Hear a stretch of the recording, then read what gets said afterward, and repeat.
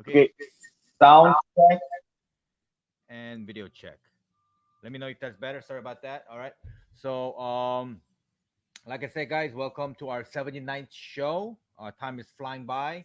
Uh, at 8 o'clock, we're gonna have a special guest.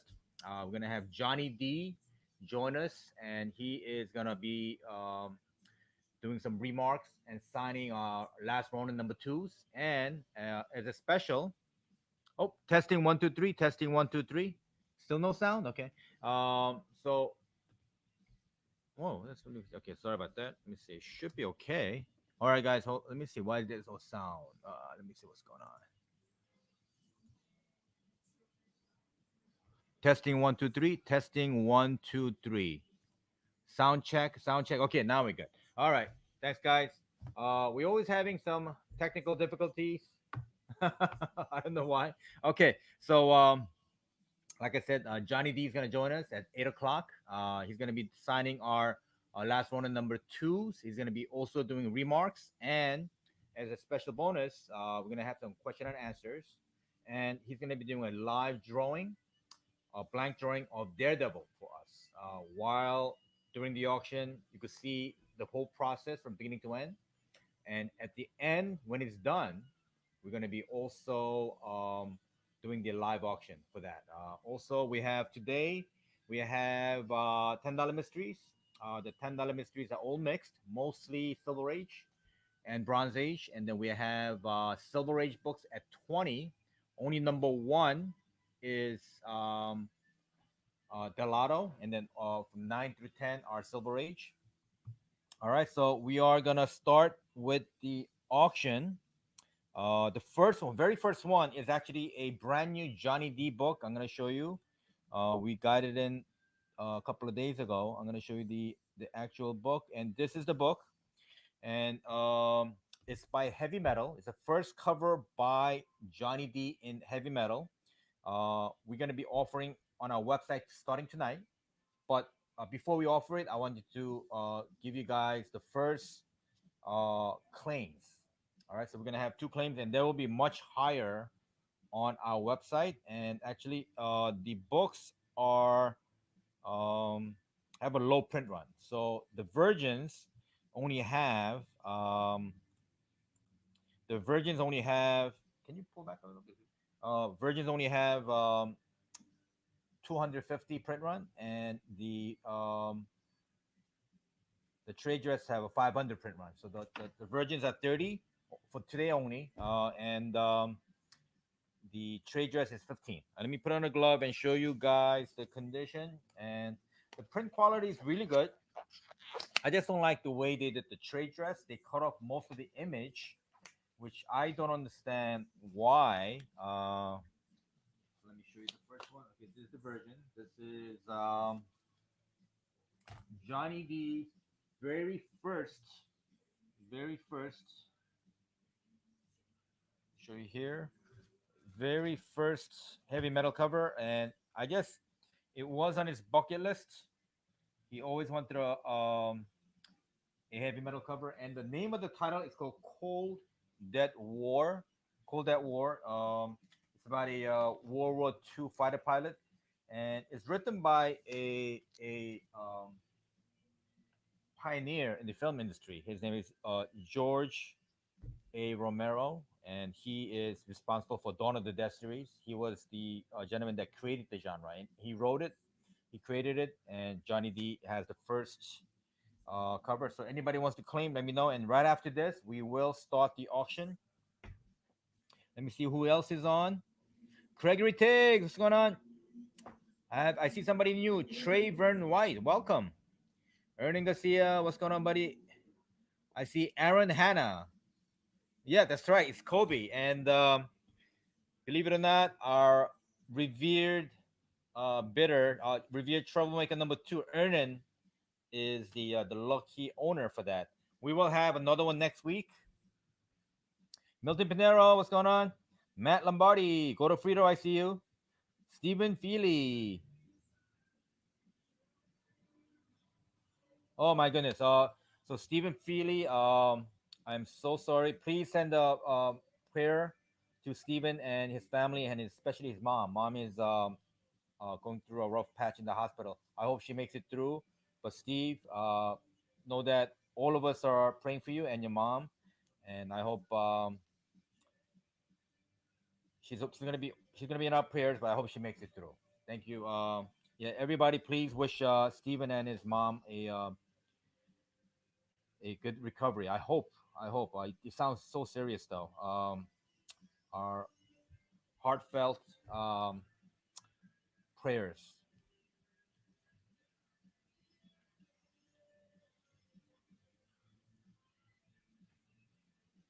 Kevin Holmes, yes, we are gonna have a signed and remarked um, being offered on our website tonight. So right after the auction, you're gonna see on our website the signed and CGC and remarked version. So yes, they will be available. But if you want to claim it, you will get the raw copy, and we will get you a 9.6 copy or higher. Luis Augusto, Oscar Bravo. Uh oh, the champ is here. Wow, Joe McGinn. Joe McGinn, hello. Long time no see, buddy. Igor, welcome. Okay, so Gregory Tiggs, with his left eye, he's watching Falcon and the Winter Soldier, and with our right eye, he's watching our auction. Christian Godez, what's going on? John Brown, good evening. Pickle Tink, sorry I'm late. That's my line. Luis Pinero, what's going on? All right, guys. That was the this was the claim sale, and then I'm gonna swiftly move to the bigger books.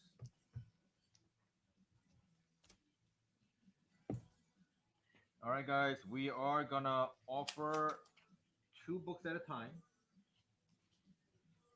Okay, this one is Venom, She Venom number it's a Venom number 3, but it's the Bride of Venom. First appearance of She Venom. We are gonna start the auction at $75, guys. Opening bid is 75. This is a 9.2. Let me check again. Put a little. The book is a 9.2, and the opening is 75, guys. You have another one? Okay.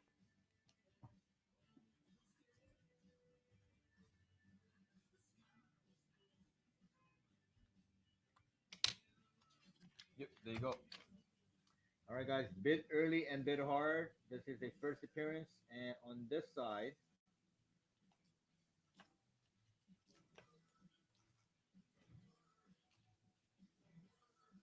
okay, let's see. On this side, this book actually.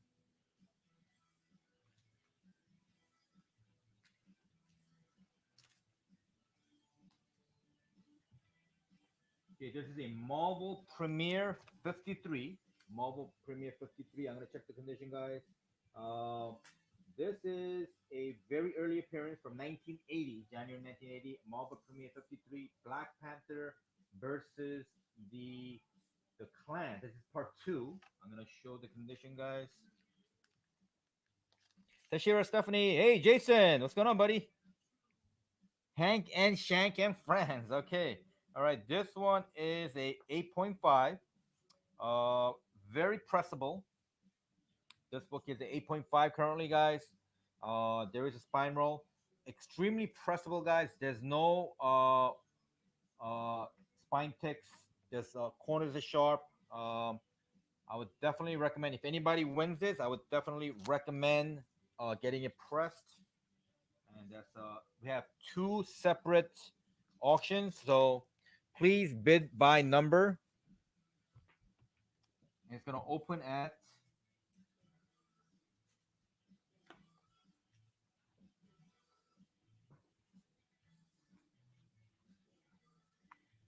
$20. Very historical book, guys. It's gonna open at 20. It's a very historical book, and it is very very pressable. The book is very pressable. Can anybody open, guys? Melo Vargas, welcome. Homie Reyes, I see you. Oh, I need my coffee. Okay, here is my coffee. And thanks to Afram, I have my Death Wish coffee today. By the way, guys, we received all our the turtle number one remarks. So we are in the process of sending them out. So let me know um, if you received it or not received it. Let us know. But we received our second shipment yesterday, so we're sending all of them out. You should get them very soon. By the way, let's talk about what's going on. What we going to? I heard the Mets outing is postponed. So we had a Mets outing for April 11th, and the word is I think they're only going to let 10% of the crowd in, so we have to postpone that outing till May. That's what Michael Sartowski said. All the tickets are not available, I think, and now if we want to go, we have to make a new date for May. So we're gonna just postpone it and play by ear. We're definitely gonna go, but it's gonna be in May now. LeBron bought the Red Sox, right? Hmm? LeBron bought part of the Red Sox. Yes, Right? yes. So Mr. Malcolm just said LeBron is a minority owner of the Red Sox. Yes, he was in a group. David Beckel said, "Go Cubs." So he was in a group of people that bought a small share that owns part of the Red Sox. I think they own also part of the uh, soccer and sort of and a couple other teams.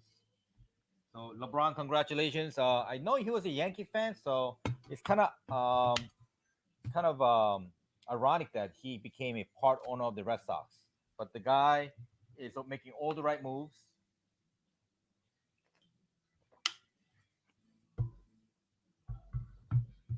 Oscar Bravo, shots fired. Shots fired. Oscar Bravo just said 10%. Isn't that how many people usually attend the Mets game? Ouch. Ouch, Oscar. Wow. That's a low blow. Okay, Mets fan, I think we have a new target now, guys. All right, I'm gonna have to change some books. All right, so let's go to the big one, guys. We got a big one coming up.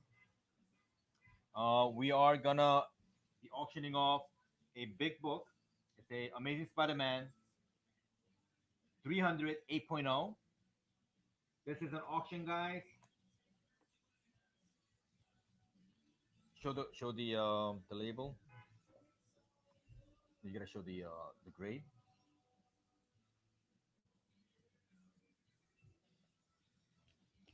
All right, guys. This one's an 8.0.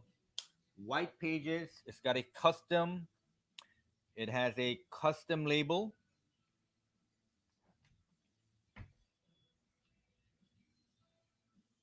And the opening bid will be 500, guys. Oh, we're gonna open at 500.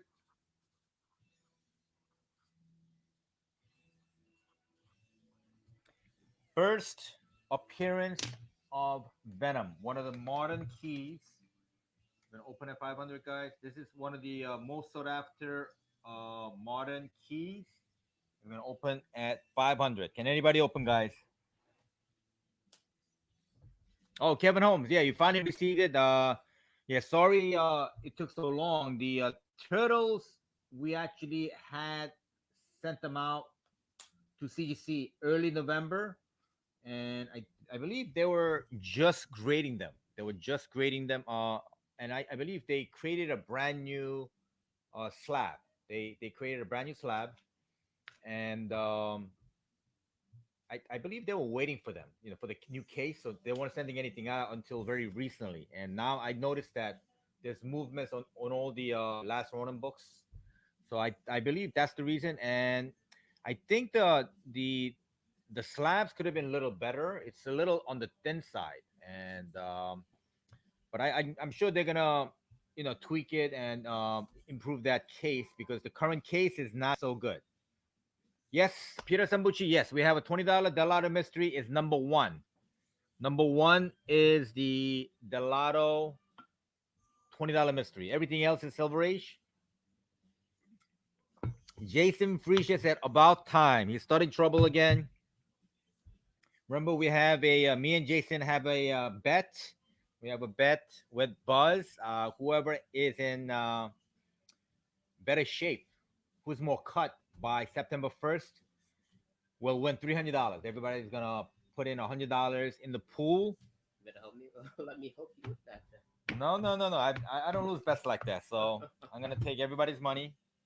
And that's September 1st. And guys, believe it or not, I only work out five minutes a day, guys. 5 minutes. And I'm gonna beat all you guys.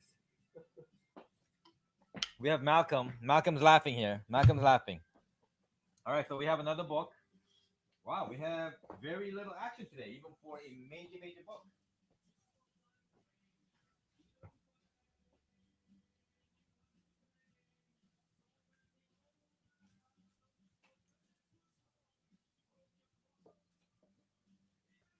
Okay, we have another major book. We have another major book. Maybe everybody's waiting for Johnny. Is that what it is? Is everybody waiting for Johnny? Okay, guys, we have another book. This one is another major book. First appearance of Omega Red, guys. First appearance of Omega Red. So Jason Friedrich said Malcolm is laughing because his swimsuit calendar comes out in September too. You know what? Malcolm is probably in the best shape out of all of us. He is in the best shape. All right, guys. This is a major key book. First appearance of Omega Red. This book has been gaining steam of late. I'm going to show the condition. This is drawn by the great Jim Lee. That's right. Ernest said Malcolm is laughing because he's jacked. He is. He is. You go to the gym next door? Not changing my house, so I go to the gym. Okay.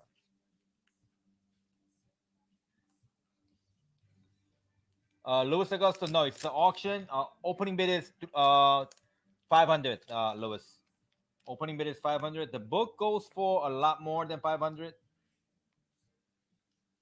Yes, Joe. Joe McGinn. Yes, your book is available for remarks.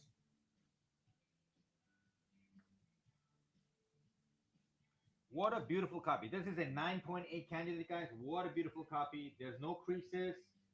Gorgeous, gorgeous, gorgeous. Let me put this in a Mylar. This is a Omega Red first appearance, and he is gaining a lot of steam. Jason Freesia, the opening bid is 400, guys. Come on, I know you guys got your stimulus money.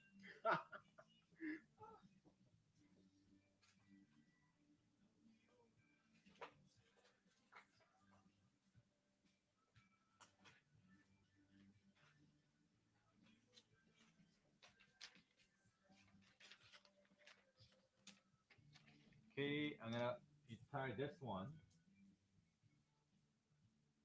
Let me just put it down. All right, guys, this one is the first appearance of Omega Red.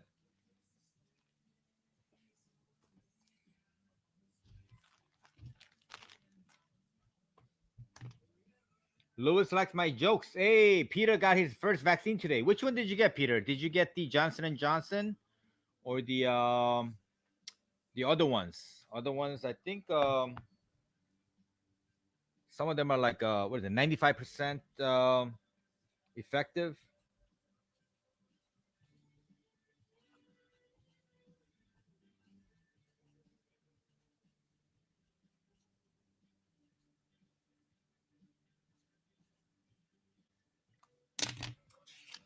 All right, guys. Opening $60. Can anybody open? First appearance of Omega Red. I'm gonna put the 9.8 actually.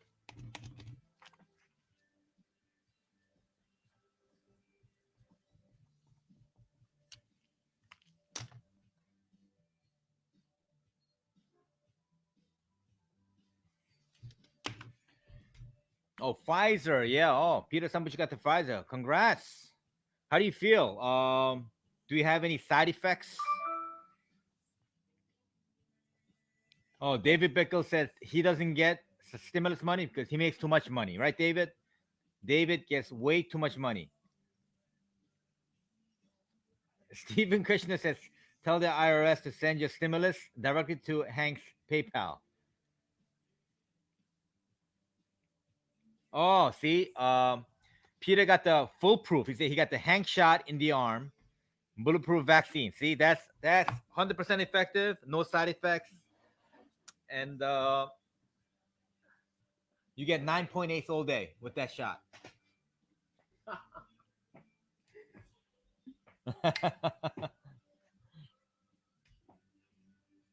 Oh, okay. Ron Chimmel said there's Pfizer, Moderna, and Johnson and Johnson. Which one's the best? I heard which one is Johnson and Johnson like 85% effective, but you only need one shot. Is that it? Oh, David Bickle, haha. The wifey gets everything. Okay. All right. So hold on. I'm gonna open this because this is actually not a graded book. So I don't want to confuse anybody. Guys, this is a first appearance of Omega Red, getting a lot of traction.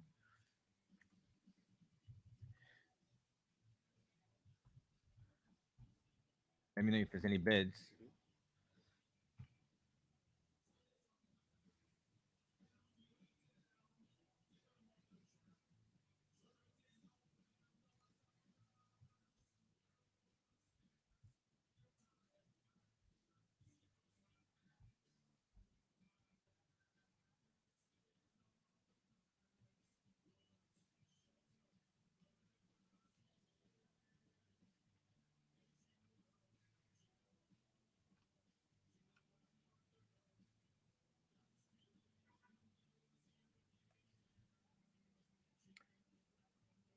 Okay, Jason Frigia said he won. Don't forget, he won that Hank live sketch and signature. I didn't realize we were actually bidding. Hey, Dr. Alex is here. Dr. Alex and Terry. Okay, Michael Santos. He's smart man. He bid $60 on the which one? Omega Red. Okay, you know what? You gotta put a little letter next to that so people got it, right? Okay, Michael Santos is smart. This book is in a 9.8, guys. Books for $400. So $400 book in a 9.8. This is a high grade 9.8 candidate, guys. Don't be sleeping on this book, guys. I'm gonna put a price on that one also. Okay, Omar Q said Pfizer is 95, Moderna is 94, and Johnson and Johnson is 75. Yep, these are auctions, right? And from what I hear, yeah, Jason Frigia, these are auctions, so you guys could bid. We have a one bid, on Omega Red from Michael Santos for $60. That's an opening bid, guys. Michael Santos is the only smart one. Okay. Is there a glare? Yeah, it's a blend.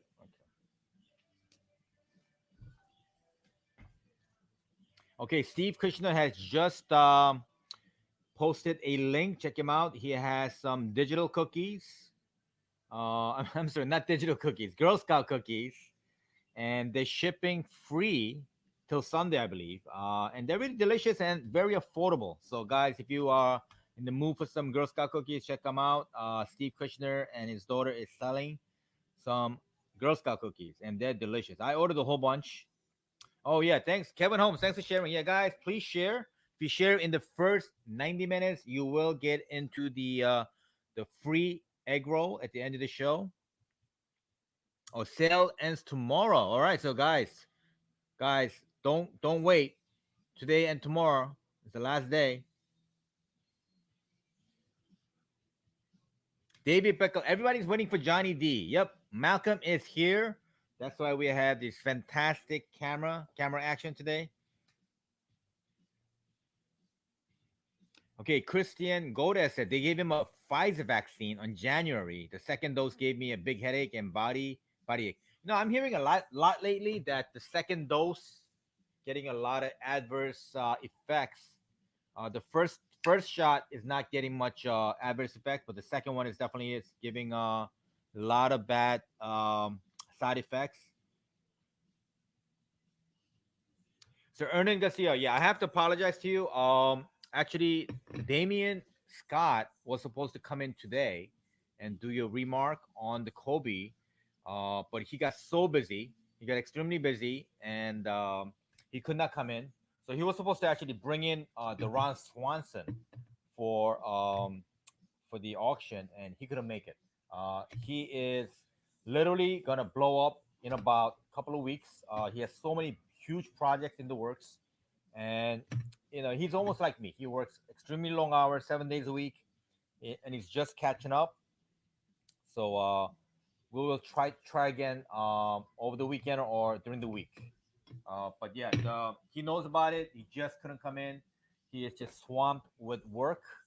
Um, so yeah, give him a few more days. He hasn't forgotten. We're definitely gonna give you a Froby. Okay, let's see what is on the egg rolls. Jason Frisia wants to know what's in the egg rolls. All right, let's see. The first place. First place is Spider Woman, number one, 8.0. That's the first place, guys. And 40 with 40 egg rolls sold, we have a second place open up. Second place is a Frank Miller, Dark Knight 3, and it's signed 3 times, signed by Frank Miller, Brian Azzarello, and Andy Kubert. And this one is a Dark Knight number 8. Dark Knight number 8, 1 in 100 ratio variant, guys.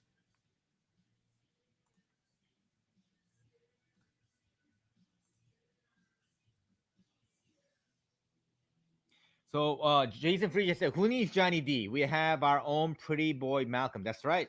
That's right. Uh-oh. I don't know. He's sweetening Malcolm up for something here.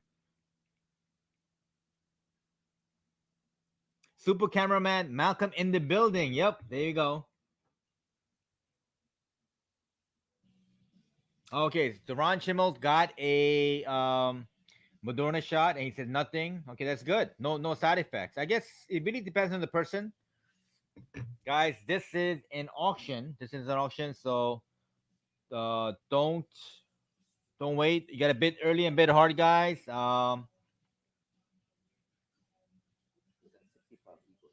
Igor 65 Igor on the first appearance of Omega Red. This is a very, very high grade. It's a 9.8 candidate, guys. And whoever gets it, I would definitely recommend getting it CGC. This book in a 9.8 goes for $400. And Omega Red is really heating up.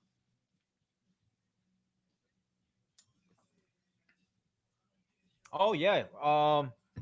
Actually, Christian Godes, I haven't seen the new Snyder Cut Justice League, but I'm hearing very, very good reviews. Guys, did you guys, what do you guys think? What do you guys? Oh, so Gene, we have two books. We have the first appearance of Omega Red. This is raw. This is a 9.8 candidate, and we already have a $65 bid.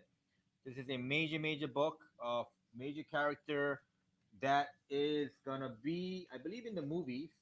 And then we have the first Venom. First Venom is 8.0. It's an 8.0, and we're gonna open it at $500, guys. First appearance of Venom, guys. So, guys, what you guys think of the Justice League Snyder Cut? I know came out a couple of days ago. What you guys think? Good, bad? I'm actually dying to see it. Okay, David Pickle, $770. GG. $70, David Pickle. Guys, this is a major, major book, and this is a 9.8 candidate, guys.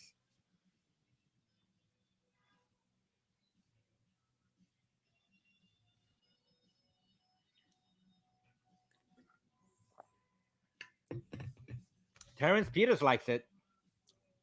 I heard it's 4 hours long. Chuck Hosner says Snyder Cut was epic and a great movie. Okay. Hey, I see Juan Ramos. Thanks for joining us, Juan. We're gonna go and kidnap Johnny D soon. We're gonna go to Canada. See a bid from We're gonna bring him back for some good old barbecue, and we're gonna take him to a Met game. see a bid from Igor for 75. 75 Igor. Igor, please bid with a little bit of a description. Sometimes it doesn't come up. Steve Kushner said 400 hashtag $400 for Oscar. He will work for free every Wednesday. Oh, Terrence Peters is watching in pieces because it's so long, right? So Terrence, did you like it though? Okay, so he said he've only watched an hour of it and it's more fleshed out. Okay. No, but Gene, Snyder, he is very talented. But you got to remember, he made a movie called Sucker Punch. Sucker Punch was a movie that was highly touted, but it was a mess. The book, I mean, the movie was like a almost like a music video, almost like Baywatch. It was a lot of TNA, no story, very cliche. Um, Honestly, guys, when I'm a huge Snyder fan, and I actually went to the theater. That was the only movie I went the whole year to see. And when I seen it, I was so disappointed. I wanted to put a pickaxe in my ear, in my eyes. I mean, I wanted to put a pickaxe in my eye. I was extremely disappointed with Sucker Punch. So he's hit and miss. He's hit and miss. Um, his 300 was great. His best movie I thought was, believe it or not, a movie with the owls. It was a CGI movie called The Guardians. Very very good. If you haven't seen it, watch it. It's sort of like owls and 300 mixed. It was uh very very low. Yeah, very people didn't really Didn't really go to see it. 'Cause they yeah, nobody knew what it was because they didn't realize that you know that owls could fight like that. But it was very good, great action movie. Definitely recommend it. I'm sure it's available on Hulu or something, it's right? probably on Netflix. Yeah, Netflix. Oscar Bravo, I see your 400. I'm just ignoring you. I'm just ignoring you. David Pickle said a question mark. Did I miss anything? Let me see. Oh, $70. Okay, $70. Yeah, David Pickle, I see a 70. We did acknowledge it, but Igor bid 75 right away. So we have a $75 bid currently.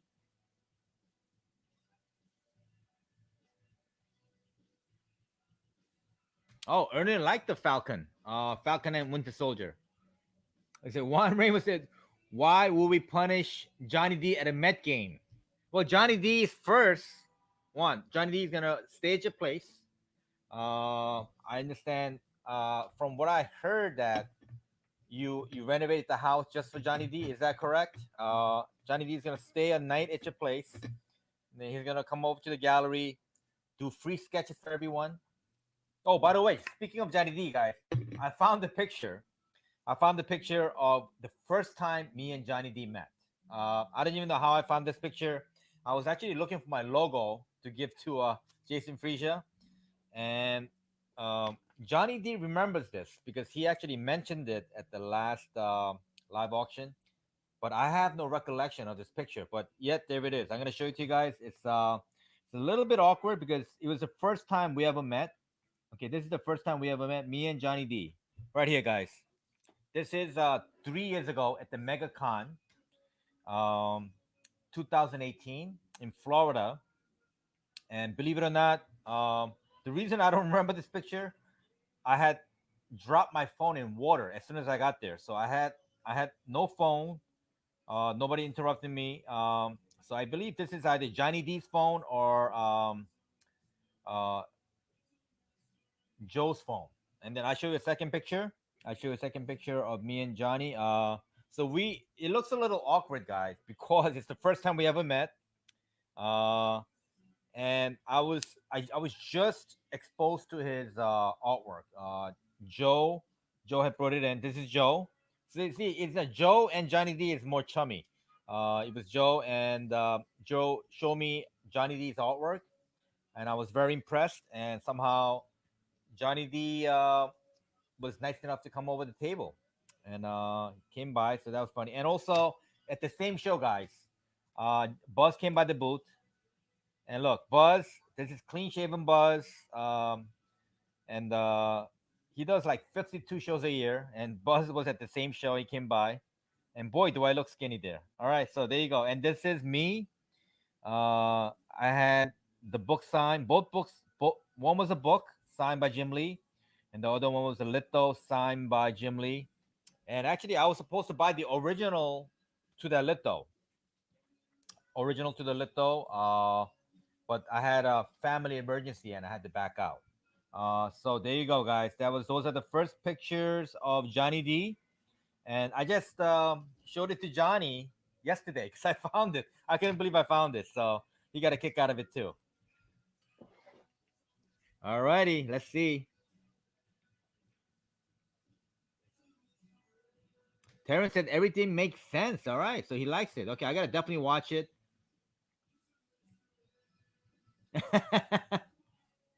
All right, Louis Augusto, Jason Frisia, and Oscar. This is not a claim sale. This is a auction. It opens at 500. Auction opens at 500, guys. There is no $400 bids. That's below. That's we can't acknowledge a $400 bid, guys. Yep. Oh, it's a Ramon said. Juan Ramon said. Lewis is holding the barbecue. Sambuchi has us bringing Lewis a buzz piece according to Lewis. Okay. So Jason Priya, did you like my pose? Did you like that pose, Buzz?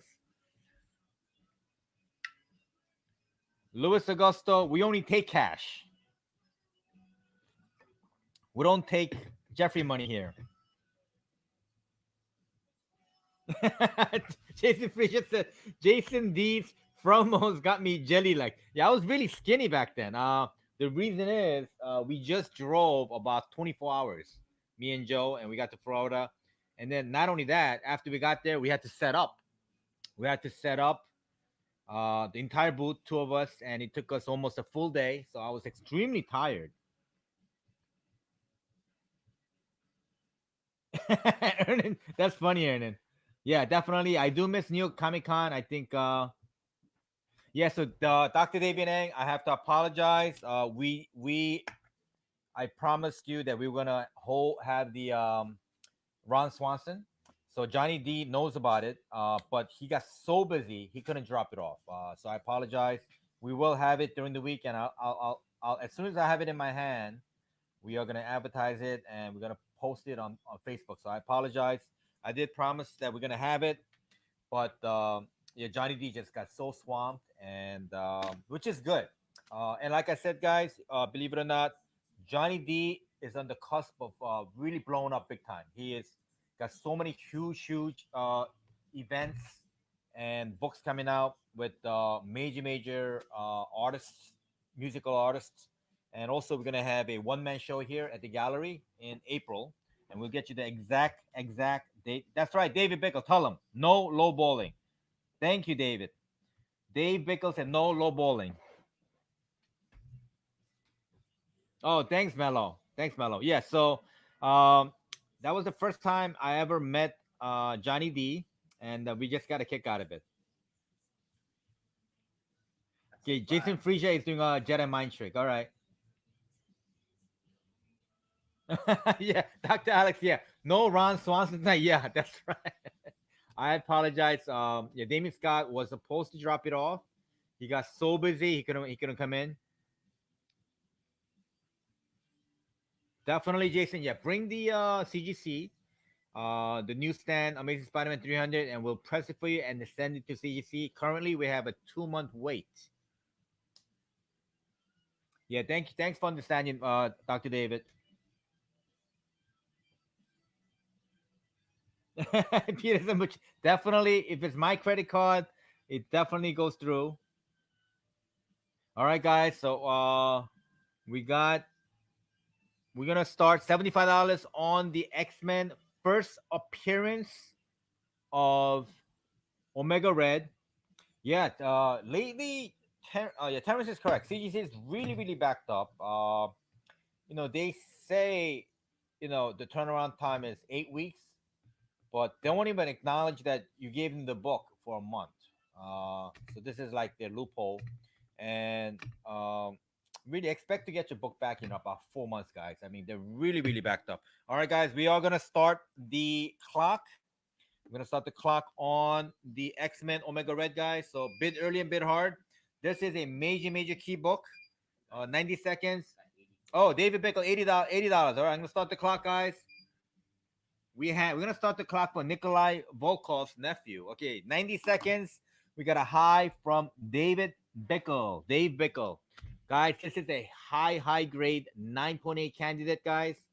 Uh 9.8 CGC. This book goes for 400. 400. So you're getting it really cheap. Steve Kushner, my platinum card. Black card was when I was a bachelor. I have a platinum card now.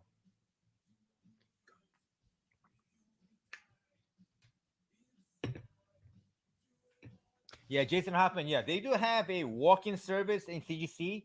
I believe they charge a few dollars more, but believe it or not, Matthew Martin, Smart Man, $400, $100. Matthew Martin, I'm gonna see you. $100, Matthew Martin, $100 for the Omega Red. Okay, 90 seconds. Igor, I see a bid, but we got $100 bid from Matthew Martin. Um, yeah, so CGC has a walk-in service. If you bring it to them in the morning, you could pick it up the same day. Believe it or not, they charge you a little more. They charge you a little more, but if you're getting it back the same day, it's worth it, guys. Johnny Gabriel, what's going on? How about them Knicks, huh? How about them Knicks? We won. We're back to 500. Last three games were fantastic. Even though we lost the two previous, we it went down to the last shot, which was unbelievable. 45 seconds, guys. Matthew Martin has the high. He is a smart man. Oscar Bravo said, Merm, hit and miss fees. Okay. Any spec tonight from the big Merm? Okay, guys, 20 seconds. 20 seconds. I'm going to put the clock on. We have the high from Matthew Martin, $100 for the first appearance of Omega Red. This is a 9.8 candidate, guys. 9.8 candidate.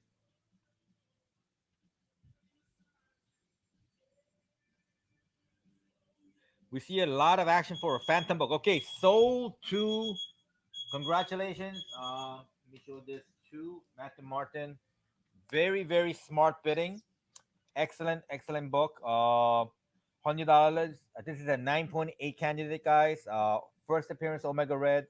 Guys, when this book hits, you guys gonna wish that you bought this book. This is a major book, and he is making a lot of strides. Okay, let me get that one. I'm gonna put right Matthew Martin. Okay, next book. Actually, guys, I'm gonna put this up next, but right after, I think Johnny D is about to join us. So let's get ready for Johnny D. So Johnny D is in Canada, and I think we're gonna send out a team to kidnap Johnny D, bring him back to New York, and maybe we'll have a nice barbecue. He cooks a mean stir fry, from what I hear. That's the rumor. And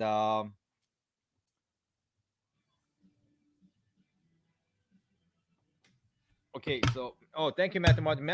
Matthew, if you can just send us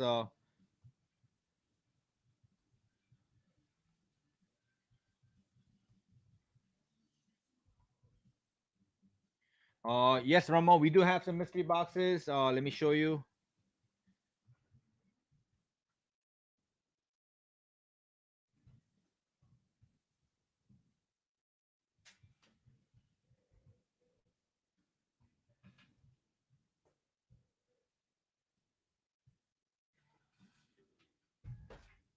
Okay, so Lewis says he makes a good tube steak. All right. Yeah, that book actually. Like I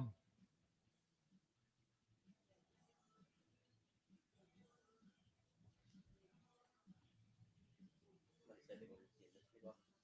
Yeah. So okay, I'm gonna show you the mystery boxes. This is mystery boxes for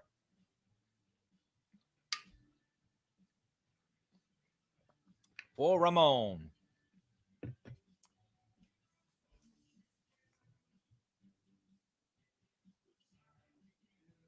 Yeah, that actually, yeah, the book, the first appearance of Omega Red didn't start making its move until about a year ago. It was a very relatively cheap book, $5 or under, but recently it just made a big jump.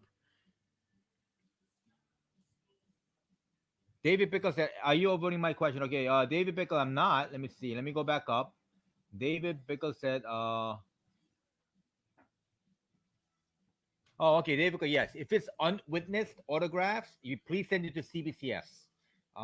Yeah, the reason is the CGC will not give you a yellow label. They will give you a green label, the dreaded green label. And but if you send it to CBCS uh, for a verification fee, I believe it's $20 for extra. They will send you a yellow label. So that is the only thing that they have a little bit of advantage over CGC. I hope CGC kind of changes their mind. I hope that answers your question, David Pickle. And I'm sorry, I was not avoiding your question. I just did not see it. Oh, Trevor Hansen. I'm sorry about that. Which book did you order, Trevor Hansen? Ouch. Was it the Turtle books?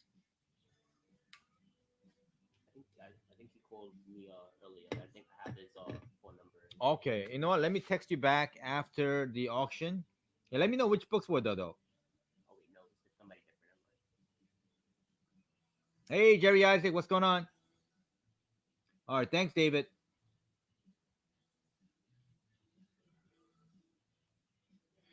All right. So I'm gonna show you a couple of more books. Later on, we are gonna auction off. This is an auction, and this is a virgin cover. Oh, okay. So the let me show you. Okay, Jay Diggs, let me show you. Hey, Mr. Leslie Lynch, what's going on? So this is a signed and a virgin cover of Vampirella by a great artist Buzz in the basement. So this is gonna be going on auction later. Put it right there. Okay, so let me show that to. So Jay Diggs, you just missed this book. No, let me get the X Men book that we just sold. So Jay Diggs, we just sold a 9.8 candidate of the first appearance. This is the book we just sold. This is sold to Mr. Matthew Martin. This was a auction, first appearance of Omega Red, and it was a 9.8 candidate, guys. So Jay Diggs, no, that was sold. It just sold. Um,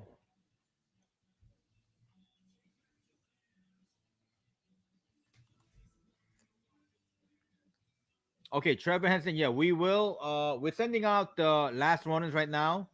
So you should get it very soon. Yeah, we actually got our last one and twos extremely late. We got them, I think, about 10 days ago. So we're actually going in order and shipping everything out.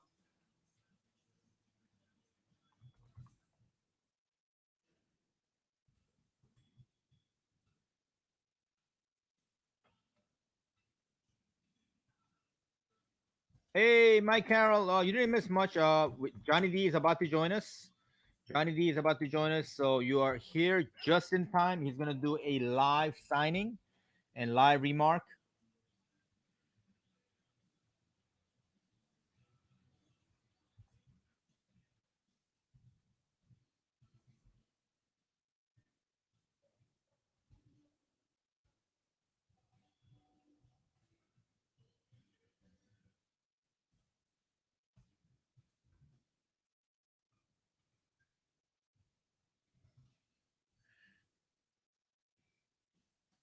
Okay, so I'm gonna show you another photo from the same show. This is Buzz's mentor, and this is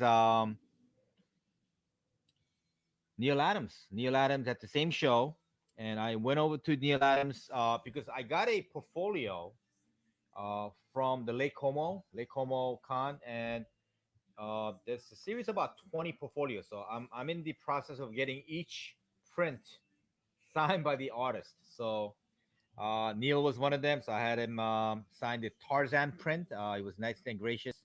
And what a nice guy. That's Buzz's mentor, actually. And they do shows together all year long. They do every show in the country. They travel around in a caravan. Yep, Luis Augusto, you missed out.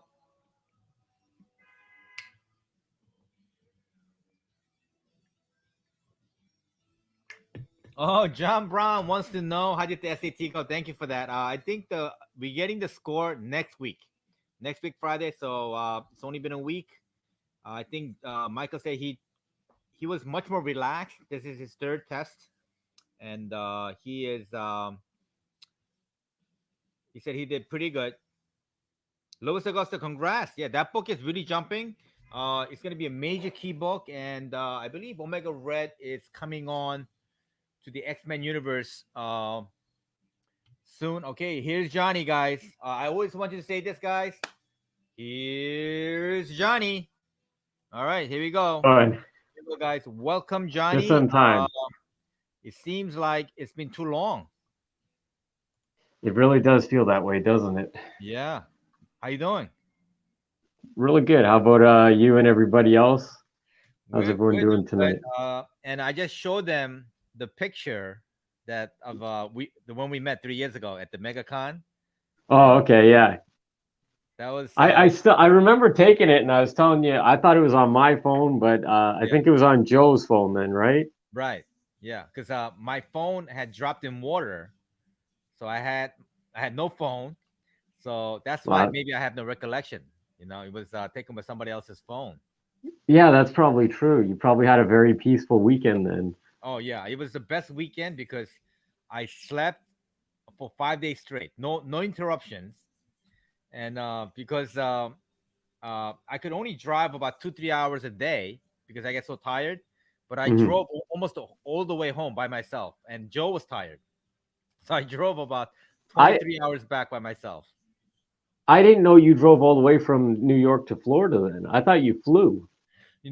We prefer to fly, but because our booth is so big and Hmm.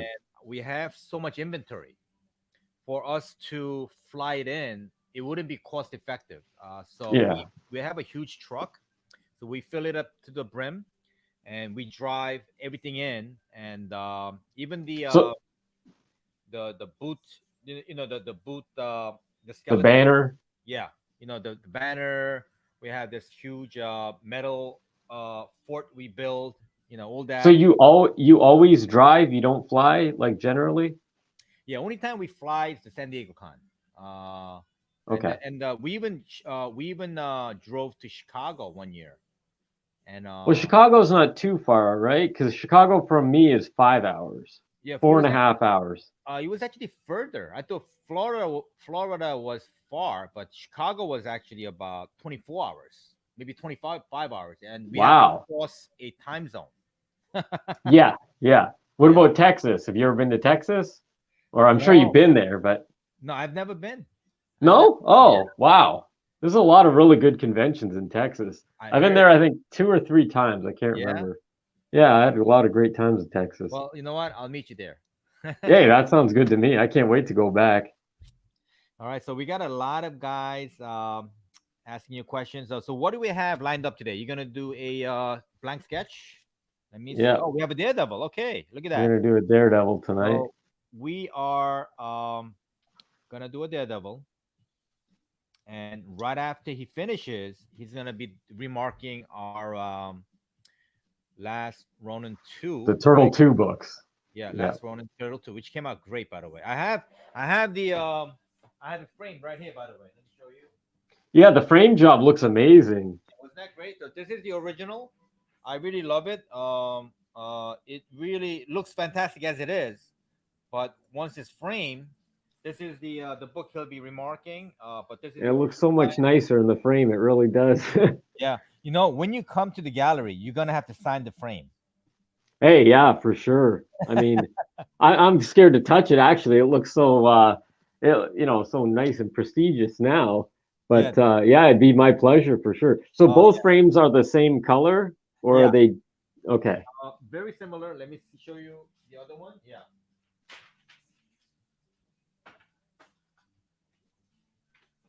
It's the same color. I kind of had it matched up. This Yeah, is the that looks first cover. wow. Absolutely that's amazing. It really pops. Yeah, when I painted it and whatnot, I was just throwing it around the whole time with no care at all taken. But now I'd be afraid to hold it for some reason. I don't know. The frame, it just makes it so official. Dr. Alex is getting angry. He said, "What is this? A first date between Johnny D and Hank?" All right, It's like our second or third. second and third. There you go. There you Yeah. go. Well, we haven't caught up in a while.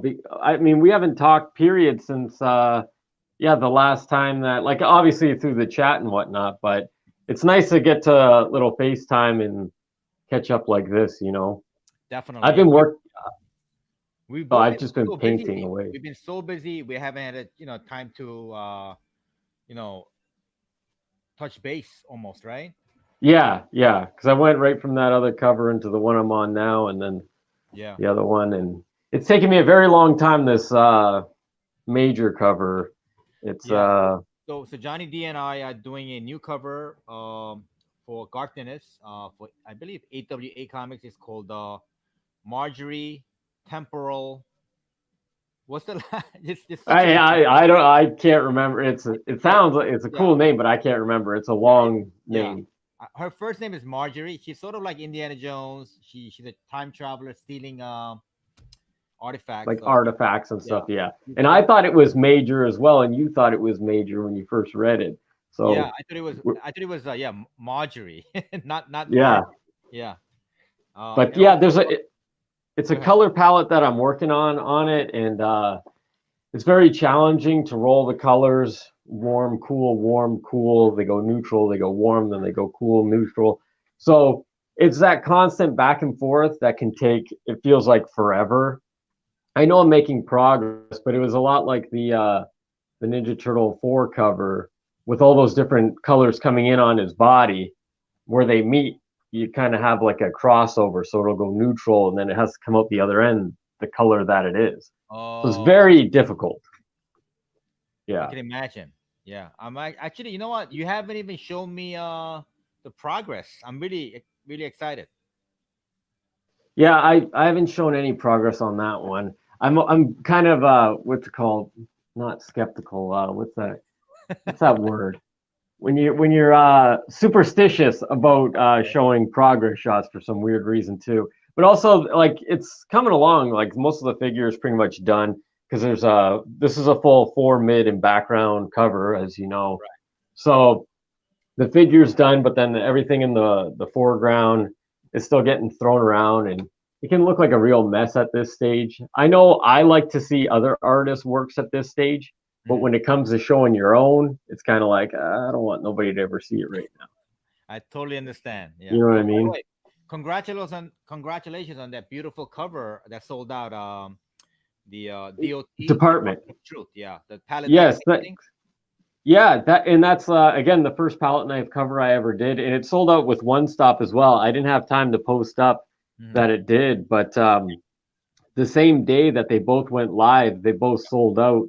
Yeah. Within a few hours, which is an amazing response. So, I couldn't be happier about that. And they've been reselling on eBay already, which I keep an eye on. Yeah. Congrats. Yeah. I mean, that book is hot, and you're hot. So, Thank you. great combo. So we're gonna be doing one of the issues, right? Department of Truth. Hopefully. Yep. So we're gonna have our own cover soon. But let's get to this. Okay. Yeah. Be doing a Daredevil remark, or actually a sketch, right? Blank sketch. And, yeah, we'll do a figure on this one, right?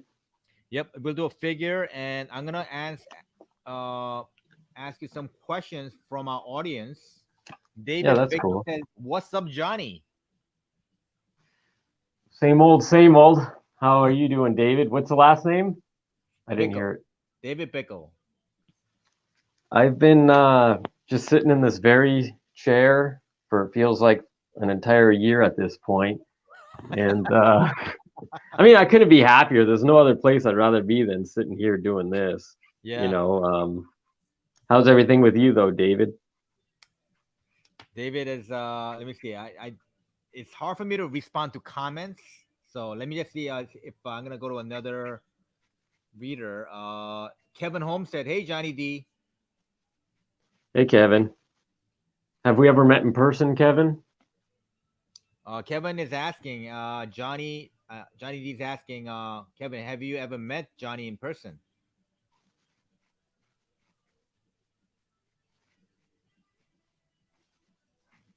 Dr. Alex just gave me a funny solution to me dropping my phone in water. That's funny.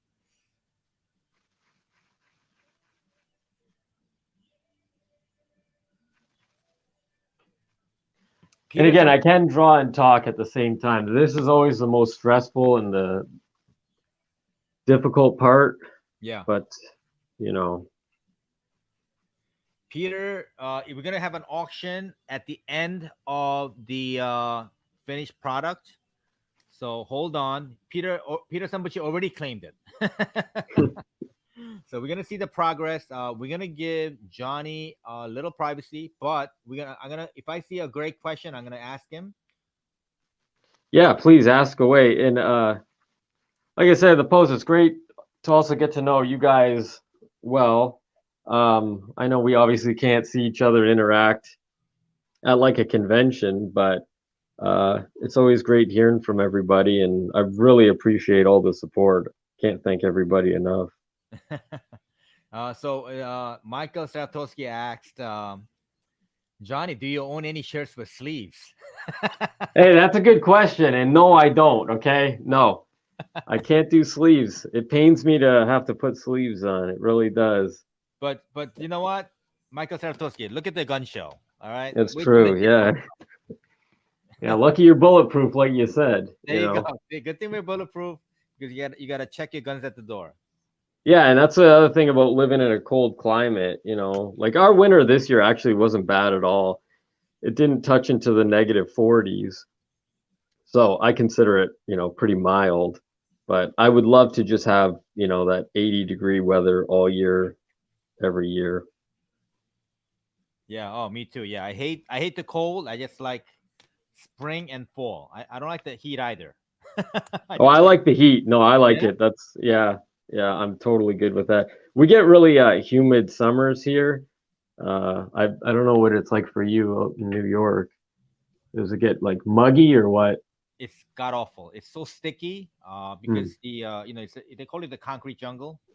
So when Oh, okay. it gets hot, it hits the pavement and it's like a double dose of heat, and it's extremely humid. So you could even cut the air with a knife. It's Yeah, that sounds like here then. it's Although terrible. I'm not in like a concrete jungle or anything. Mhm. Toronto is like our New York of Canada. Oh, I see. So Dr. Alex said, Johnny, the heavy metal cover was on the next level.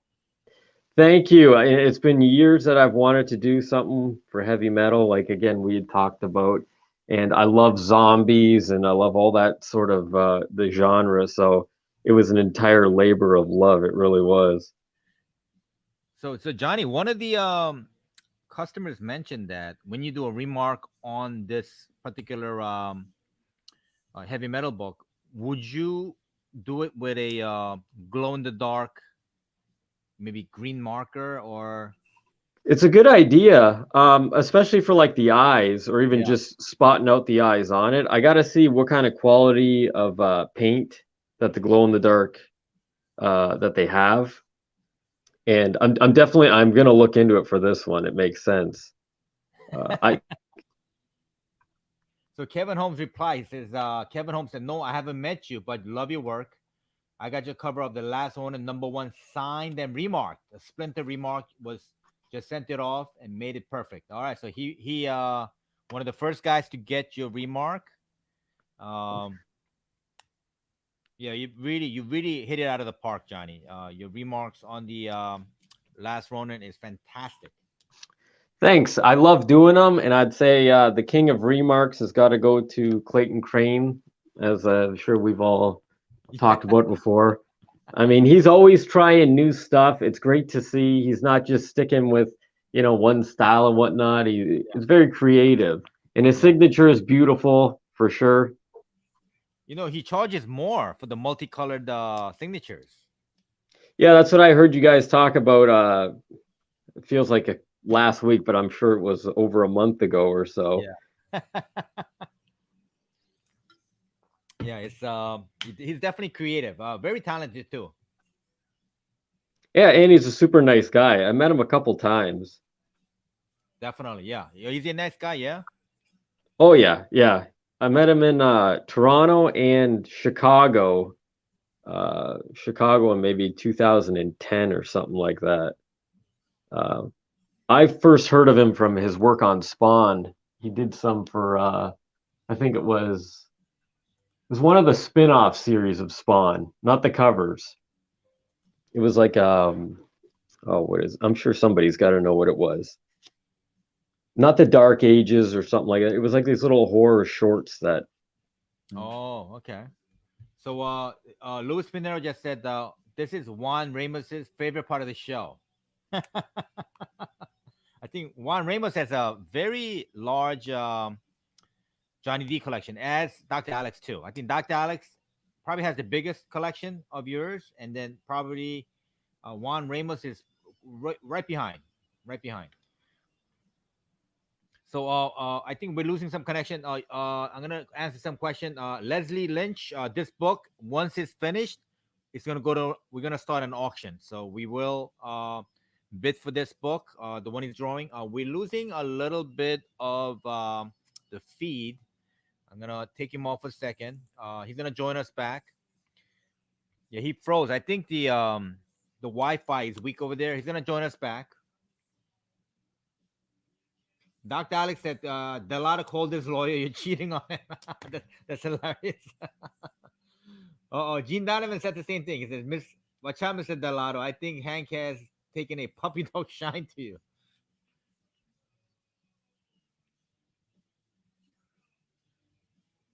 Wow. So Dr. Alex said last night Crane remarked a Amazing Spider-Man 129 went for $7,500. Oh my goodness, that's a lot. Yeah, so Michael Saratowski likes that idea of okay, here it is. I'm gonna just add it. I just added to the stream. Yeah, so for some reason, we lost one of your feeds. I think your internet is kind of weak. But we'll wait till it comes on. But we'll give you privacy and we'll just show your Daredevil as it progresses. Okay, we're gonna continue with the auction and we're gonna have different things. David Pickles said, "Man, it's crazy how you can draw that up so fast." there. Can you hear me? Yep, I can hear you. Yep, Okay. I'm gonna add you back. Yeah, I think the internet went out of. Yeah, I all of a sudden lost the whole sound.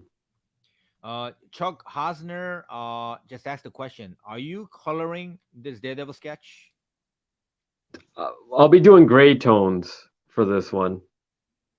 Okay, gotcha. Okay, so great tones. All right, sounds good. Wow, Dr. Alex, 7,500 for a remarked Amazing Spider-Man 129 by Crane. Did Crane actually have anything to do with the Amazing Spider-Man? That I have no idea about. he said Daredevil is his favorite character, Johnny. I need this book. He's demanding it, demanding it. It'll be up available in about an hour or so, I'd say. There you go. There you go. All right, guys, we're gonna continue with the. We're gonna give Johnny some privacy. We're gonna continue with the auction, and we're gonna just give different books, guys.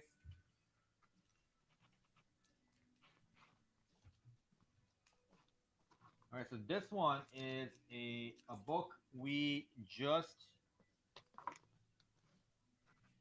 This is part of the Snyder Cut, guys. This is a 1 in 50. This is a 1 in 50 ratio variant, guys.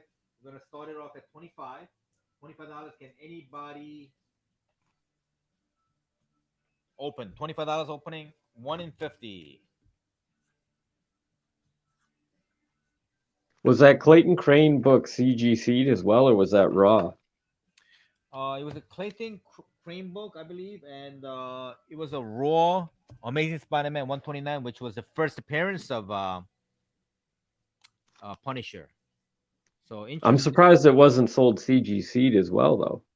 Yeah, right. I mean, for that price, you know. Yeah. So yeah, right. Exactly. See, Chuck Hosner said, yeah. See, he doesn't understand either because Crane was not even born when that book came out. So how could he remark that book when he had nothing to do with it? You know, that makes no sense. Yeah, I don't know. I'm sure someone else will be able to figure out the significance on that one. So Kevin Holmes, see the Kevin Holmes wants to know what will be the price on the Johnny D signed uh or signed and remark when he goes inside. So the probably the signed will be signed and CGC will be like 100 for the virgin, and for the remark will probably around 195 or 9.8. If it's a 9.6, it'll be a lot cheaper. But for a 9.8, it'd be 195. Remarked with probably glow in the dark markers. That'll be very interesting. Oh, you're talking about the heavy metal one? Yeah, heavy metal. Yeah, I really can't wait to see it. You know, once you slab it with a glow in the dark marker, that'll be very interesting. Andrew Ruiz, welcome. When does that one come out in hand? When is it available? I'm gonna put it on tonight. Actually, I've been meaning to put that book out for the last 2 days, and I've been so busy. I've never been this busy in my life. I was actually moving in an apartment and just clearing out everything, and it just took up all my time. So I'm behind in everything.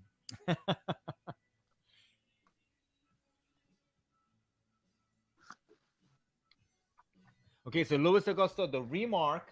I'm gonna show you. The remark is gonna be for this book. Can you show me the Johnny D? Okay, so here it is. So I'm gonna show the audience. Lois, we're gonna be remarking this book. Yeah, I think I lost the connection again. Yeah. Yeah, we'll give you some privacy, and we could see the artwork though. We're gonna be remarking this and offering it on the website tonight, and then also we're gonna be remarking the last one and two.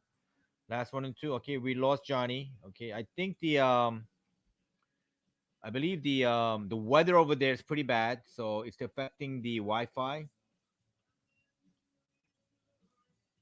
Oh yeah, thanks for the yeah. Michael Saratowski likes the glow in the dark idea. Okay, we have CC open. Okay, let me see. What's CC? Okay, Ramon CC open for 25. Okay, I see you now. Ramon, which one? Okay, open for 25. Okay, so you're gonna open.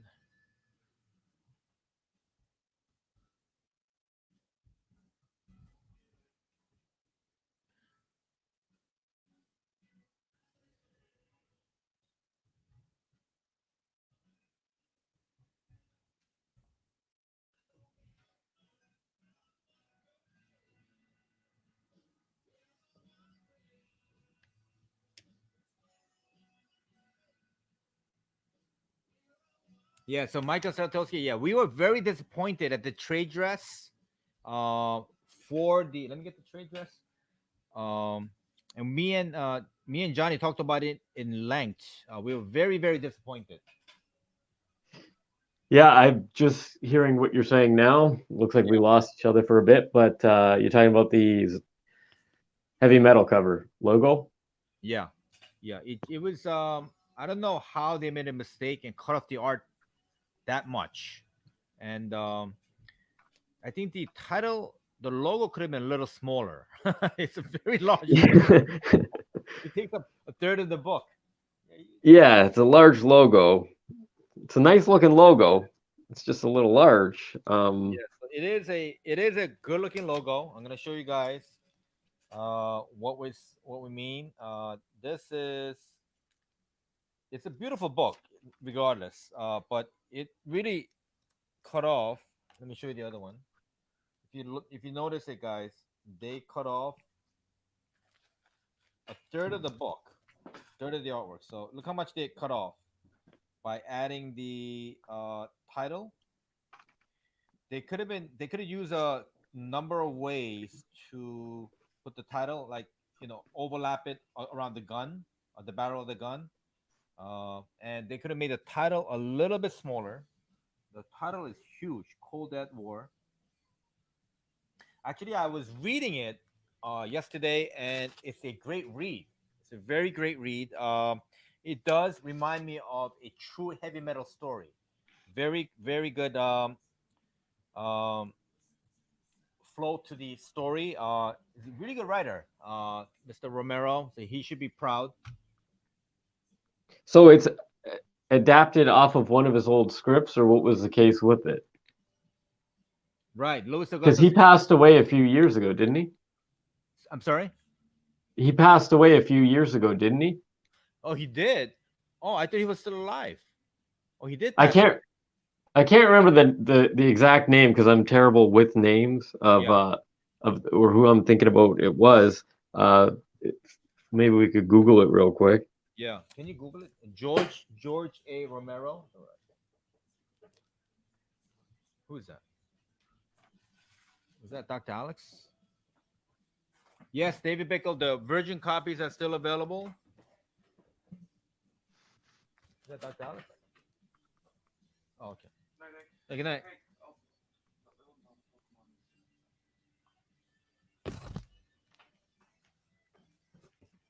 Okay, so the virgin copies are 30. Very small front run, guys. 250. Virgin copies came out fantastic. We are guaranteeing a 9.6 or higher. And let me show you. And yes, the David Bickle. You could claim it now, but on the website tonight, it's going to be higher. So on the claim tonight, the price is a little lower. And for the trade dress,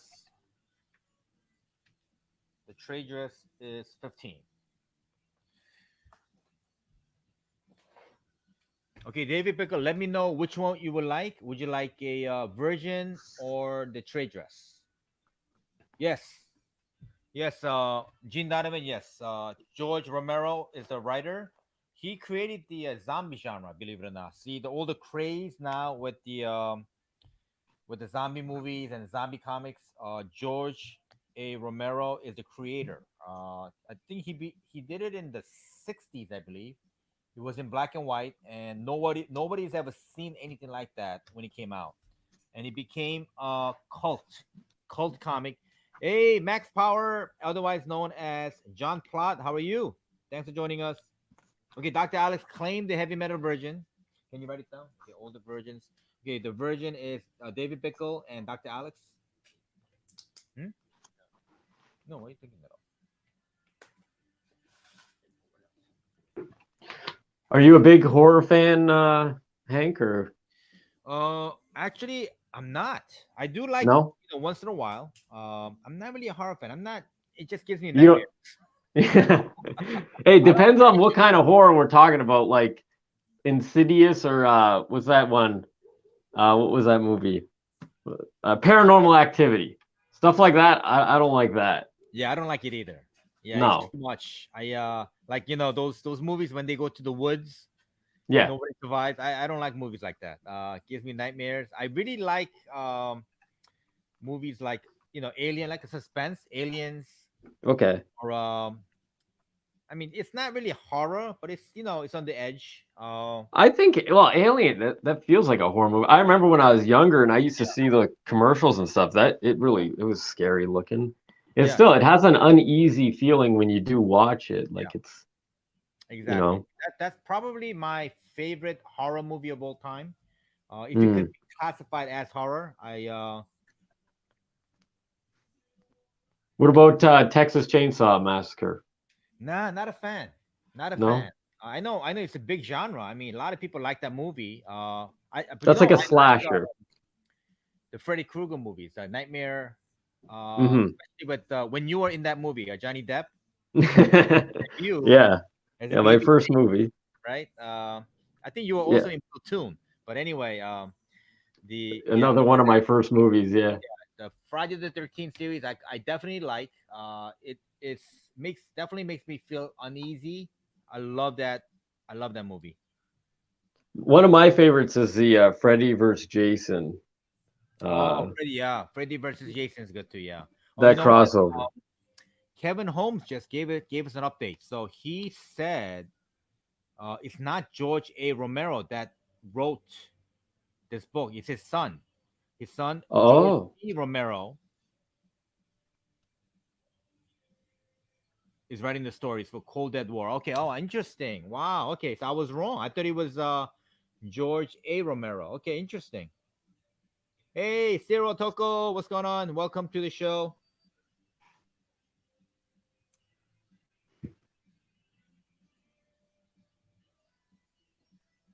Oh my God, Cyril Toko, you're terrible. Cyril Toko just said, "Hey Hank, it's been a minute. You want horror? Go ring my ex-wife's doorbell. You should see that creature. She's a horror. Oh my goodness, Cyril, you're terrible. That you know what? That's the premise for a movie right there. That's you probably got a big hit, $100 million movie right there. Michael that's Saratowski funny. likes The Ring. He's the last That's movie too that he ever scary for liked me. out. And then Ernest said he likes Freddy versus Jason. Yeah, that's a great Okay, movie. so Dr. Alex also has a ex-wife story. Oh my goodness, everybody has a ex-wife horror movie story. He says it makes him feel uneasy. Poltergeist. Yeah, that's right, Max. That was another movie that really gave me the creeps. I never saw that movie. I never saw the whole thing. At least I saw parts of it. Same with The Exorcist. I never saw the whole movie, The Exorcist. Yeah, actually, yeah, me too. I would I seen it in pieces, but I never seen the whole thing. Also, The Shining. Shining, I've never Yeah, finished. The Shining's like 10 hours long or something like that. I think it's It's long. still It's a long movie. it's still playing somewhere and it hasn't ended yet. It Yeah, like there's a yeah, lot of slow parts in that. That's a Kubrickian movie. yeah. Um, Was that Stanley Kubrick, the director? y- yeah, I think so. yeah. Yeah. What a movie, though. I mean, gives him the creeps. I can never finish that movie. Well, Kevin Hart. that's another one of the "Here's Johnny" moments, right? When he's Right. chopping through the Yeah. door. Definitely. Oh, Chuck Hosner said, want a horror show? Come watch the mess live. Oh man, Chuck Hosner. I think it used to be the case. That used to be the case, but no longer. We have a new owner. He's our savior, and his name is Steve Cohen. And Uncle Steve has gonna change the whole mess culture. So Chuck Hosner, you're wrong. Uh, yep, Get Out was a great movie. Michael Saratowski said. Get Out was good. Yeah. Yeah, that was a good movie. I think I'm a big fan of Peele. What a great director! I mean, the guy I liked him in Key and Peele, but Hmm. he's really having a breakout moment there. One of my other favorites is the Texas Chainsaw remake. I don't exactly know which one it is, but it's one with Jessica Biel. It came out, I think, 2005 ish or Wow. so. That's one of my all-time favorite You ones. know, I'm gonna have to catch it now because I'm not a Texas Chainsaw fan, but I'm a big Jessica Biel fan. I had a feeling that was that's where this was going. Yeah, Yeah, hey, it's a great movie. I yeah, think it looks beautiful. It's shot well. It gets a lot of bad reviews and on all the countdowns and stuff like that. I don't know why. I think it's an amazing movie. yeah. It's I a lot mean, of fun. you don't watch these horror movies for the story. You watch for the gore, right? Yeah, yeah, exactly. Oh, Ramon Pinero, that's funny. That's funny. But Ramon, we did make up for that one. We made up for that one. Okay, the mess start. Okay,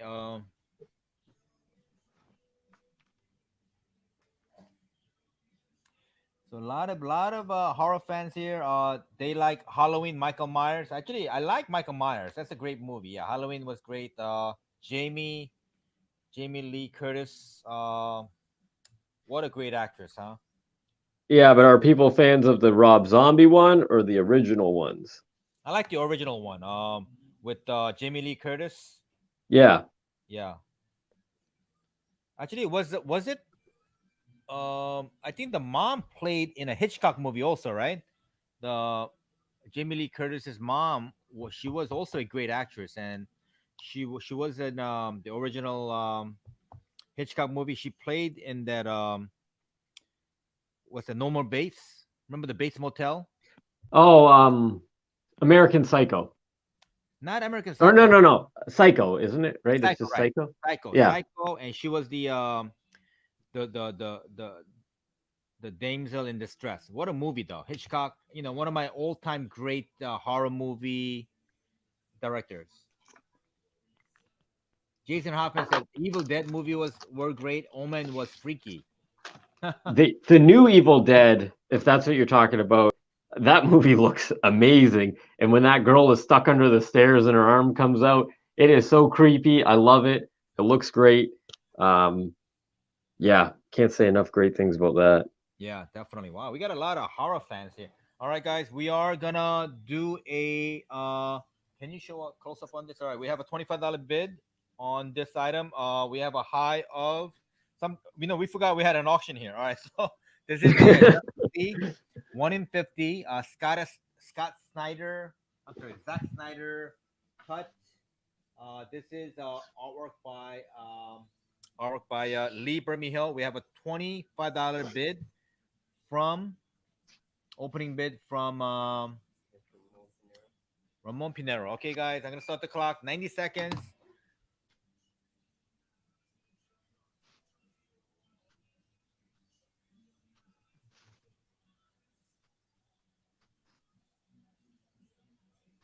It's just Gene just um 30. Okay, $30, Gene. Okay, got it. Got $30. I'm gonna restart the clock. $30. $30, Gene on R. Yeah, this is a special cover by Justice League because in celebration of the new Snyder Cut, they made these gorgeous covers, and this is by Lee Bermejo. Matt Lombardi, that's terrible. Matt Lombardi says scariest movie of all time is Titanic. Leo horrific. Nah, actually, you know what? I don't know. But I wait, disagree, Matt. wait, but yeah, if you were stuck in the middle of the ocean and a boat's going down, I'd be pretty scared too, technically. Right? I mean, He said, if he said that's what you meant, he said he just doesn't like Leo. who He doesn't likes like Leo Leo? too much. Everybody likes Leo. I mean, that guy's one of the greatest actors ever. That's Are true. you He is. serious? You don't like Leo? Yeah, apparently Matt doesn't. He's Oh, probably a Johnny Depp fan. that's what it is. Who's equally a great actor. Actually, Yeah. you know what? There's a new movie by Johnny Depp. 2 years in the making. It's about the movie called something Lies, and it explores the it's like a who done it, who killed Biggie Smalls, the greatest rapper of all time, and also Oh, touches yeah. on That didn't that already come out? touches on I think Tupac also. He plays a detective. Okay, 3 seconds, guys. 3 seconds. Okay, Gene Donovan, 3 seconds. Congrats, Gene Donovan. You got it. Okay, this is for Gene Donovan. Congratulations. 1 in 50. $30, Gene Donovan. All right, we're gonna go to the next item. We have a Uncle Buzz from the basement. We have Uncle Buzz from the basement, guys. I'm gonna open this for you. This is a virgin cover of Vampirella. Virgin cover. I think Uncle Buzz is still under the weather. Virgin cover of Vampirella. This is a Uncle Buzz exclusive. David Pickle, you know what? I always suspected that. I always suspected that because who else gained the most by uh you know Pac dying and Biggie dying? I always thought I'm gonna go further. I always thought Diddy killed Biggie, but that's me because he had the most to gain by Biggie passing away. But that's just me. All right. Anyway, this is up for the auction, guys. We're gonna open this at $75. Uncle Buzz, Vengeance of Vampirella, signed, CBCS 9.8, Virgin cover. This is a Uncle Buzz exclusive, and we're gonna open at 75, guys.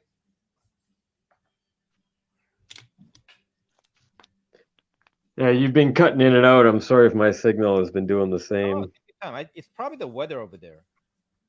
No, it's great weather, and I show I've got like perfect bars and everything. I don't know. Yeah.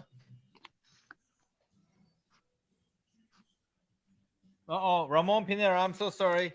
You got distracted. Yeah. I'm so sorry about that. Yeah, you're right. Ramon, you did bid earlier. That is my fault. So if you want it, Ramon, I do apologize. Yeah, the bid, I'll give both. I have another box, so I'll give you both of the books at $30 if you want. Just let me know, Ramon. That's my fault. You're right. The clock started kind of late, so that is my fault. So if you want it, you could have it for the same price, $30. You don't have to outbid him. Oh, Kevin Holmes, big fan. He said Leo DiCaprio should have won an Oscar for his portrayal of Arnie in What's Eating Gilbert Grape.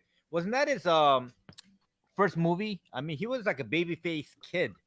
I don't think that was his first movie, but that he does do an amazing job in that movie or performance.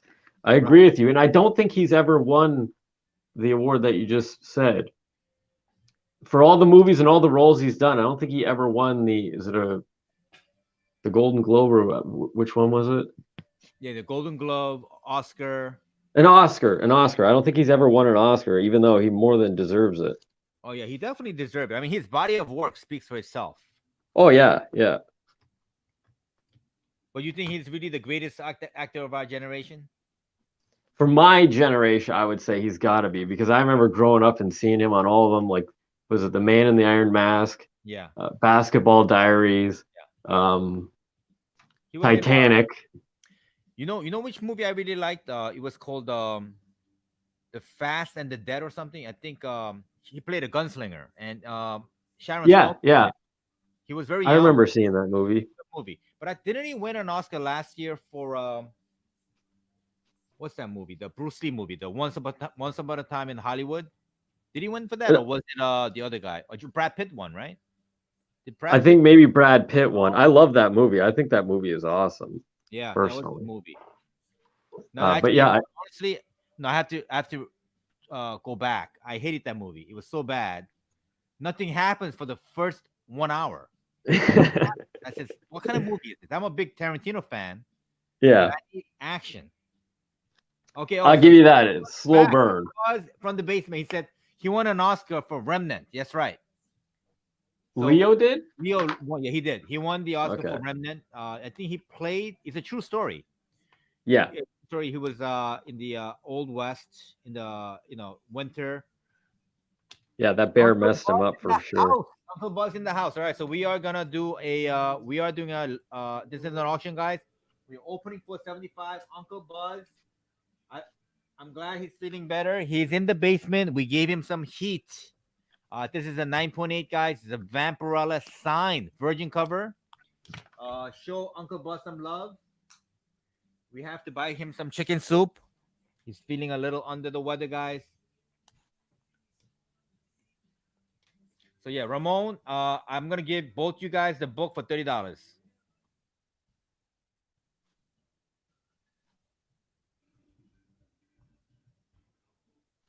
Feel better soon, Buzz. Yeah, definitely. He got upper respiratory infection, and those are serious. Yeah.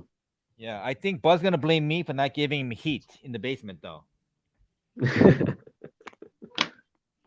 So Peter Sambucci said, "Nice studio, Johnny." Nice what? I missed that one. Peter Sambucci said, "Nice studio." Oh, thank you. I spent a lot of time in here. A lot of time. Uncle Buzz said, "Leo got loved by a bear." That's right. Yeah, I don't know. That story seemed kind of far fetched because he survived after being attacked by a bear. Yeah, especially in that time period when there was no real medical,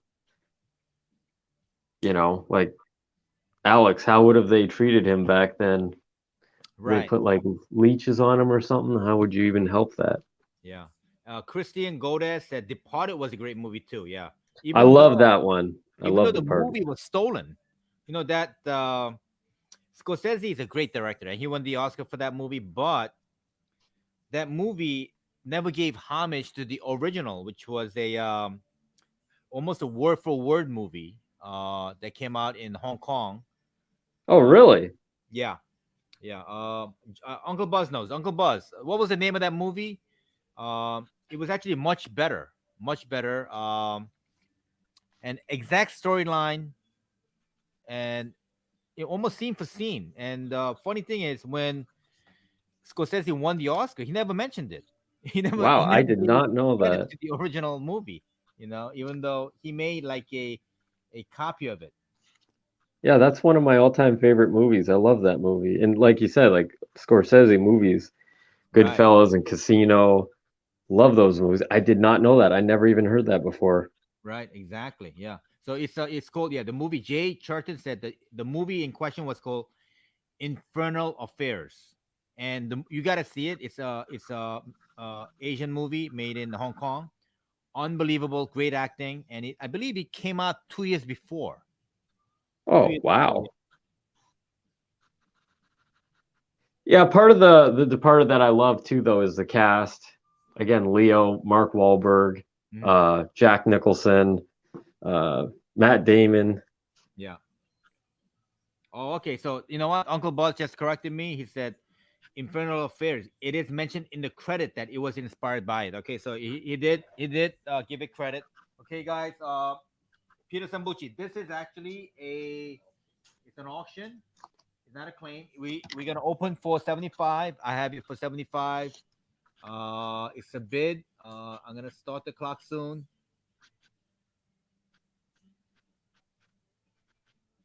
All right. So Peter Sambucci, are you bidding 75? Let me know. This is an auction, guys. We open for 75. David Pickles said Mark Wahlberg best actor. Yeah, Goodfellas was definitely the best movie ever. I think several Academy. Joe Pesci was fantastic in that Goodfellas. I thought that was Yeah. one of De Niro's best movies too. And also, who's the actor that won the? He played Henry. Henry Hill, Yeah, Henry Hill. Who was the actor? I love that guy. Ray Liotta. Liotta. Yeah, he Yeah. did he win an Academy for that? Because he was fantastic. He was so good. I don't know about that, but I agree with you. Like that is such an amazing movie. I've watched it so many times. Yeah, definitely. Yeah, I like that. I like Goodfellas, and I like Casino too. Sharon Stone was good in that, Yeah. and De Niro was good. I love the suits that De Niro wears in that movie. Yeah, wasn't it? Yeah. They're so cool looking. But is it me or does De Niro play the same character on every movie? Yeah, kinda. Yeah. Especially after so many years, I think it's kind of what people expect in a way. Yeah. Definitely. Okay, so this one, Uncle Buzz from the basement just said each one is limited. Each one is limited to a very small number. Okay. And oh yeah, here it is. There's only 200 around. This is number 35 out of 100. Right there, there you go. Can you see through the glare? Okay, so this is number 35 out of 200. And hand numbered by Uncle Buzz. And signed by Uncle Buzz. So it's very rare. Okay, opening bid is 75, guys. Can anybody top that? Remember, guys, show Uncle Buzz some love. He needs some chicken soup.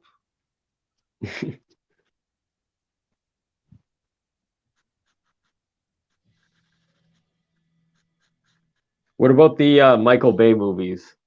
I know it's going to Bay. spark a lot of fighting in the comments right away, but I love them. Yeah, Michael Bay. You know, he's been quiet lately. I mean, he makes those epic movies, right? He made The Rock, Transformers. I thought the Transformers was really good. the first one, Or the the first, first one, yeah. yeah, with is that Shia. Meg? No, what's the actress's name? She was in the TMNT. Right. Steve Winnow. Fox, Megan Fox.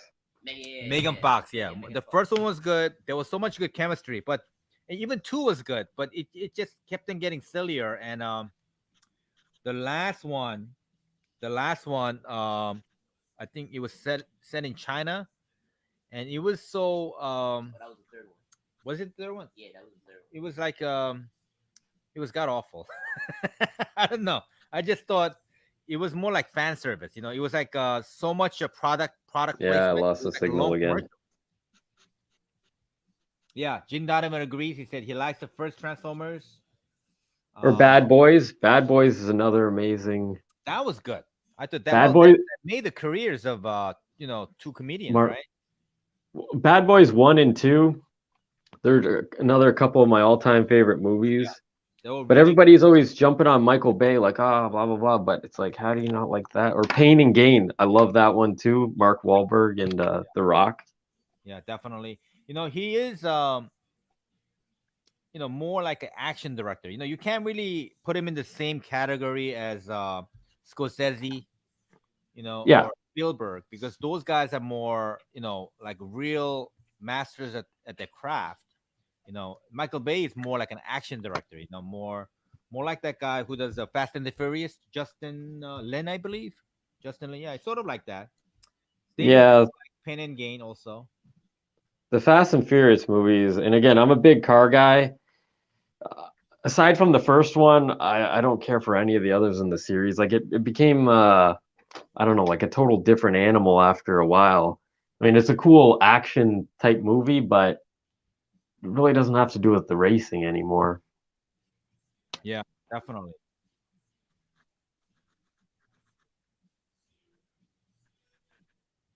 All right, so we're gonna start the clock for Peter.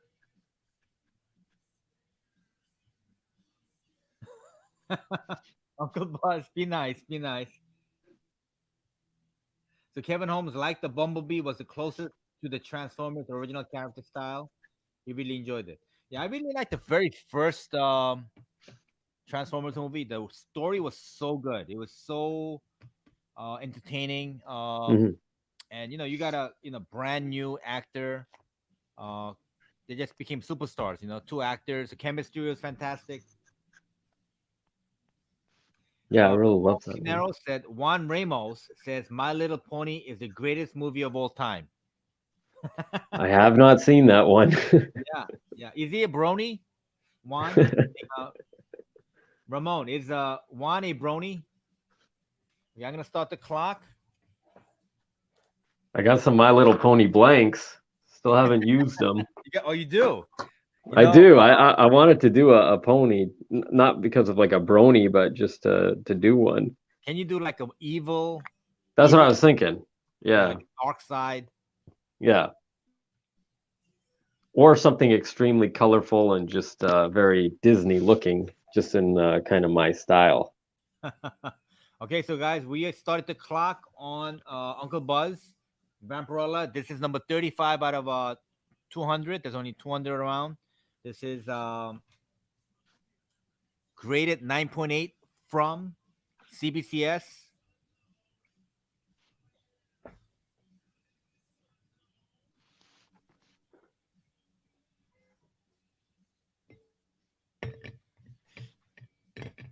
$0.40. 40 seconds.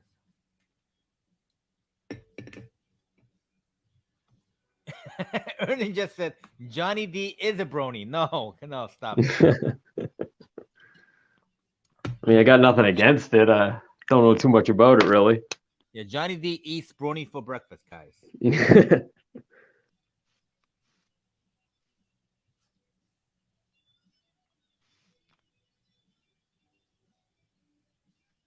So Matt Lombardi just made a funny comment. He said, "Hey Johnny, Brandon Fraser is the best Canadian actor of all time." Eh? Okay, guys. All He right. had a lot of great hit movies. That's for Peter Sambucci, for Uncle Buzz. Peter Sambucci, 75. All right, guys. We need some more action, guys. We need some more action. That was $75. That was a actually a auction. That was an auction. Okay, let's get a close up of the Daredevil. Peter Sambucci wants a close up on the Daredevil. Closer than. Oh, hang on. I No, think I this got it. one's. No, my camera. No, no, you're fine. So I had to Oh, change the okay. camera angle. Yeah, you're good. You're good. Yeah, it's really, really coming along there. And how I'm about an hour into it, so that's not Yeah, bad. very nice. All right, guys, another auction. All right, so we have first appearance of Punchline, 9.8, guys. First appearance of Punchline. Hellorasian 3. She's gonna be a major character, guys. Major. She is a major character. And this one, the opening is $300. This is an auction opening at $300. This book went up a lot, guys. This book started off at about 100. Oh, that's terrible. Who said that?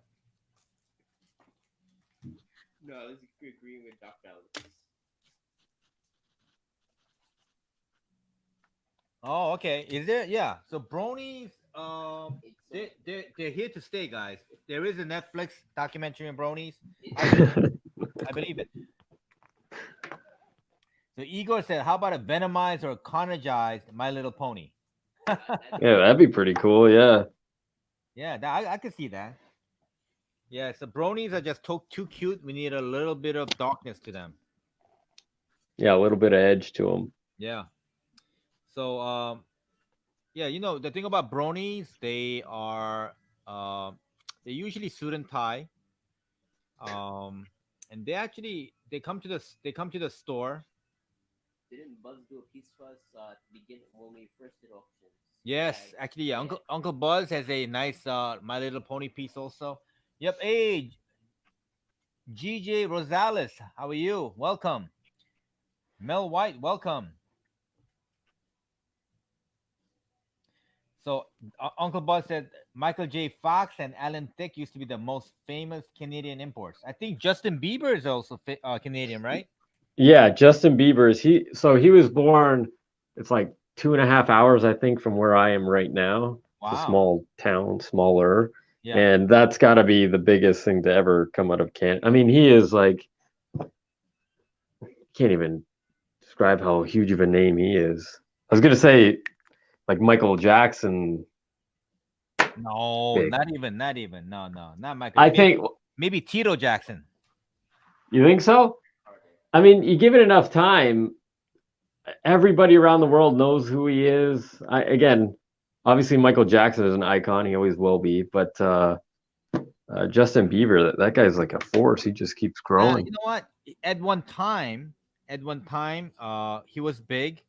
Um, but I'm kind of proud of him because he used to be very immature. Mhm.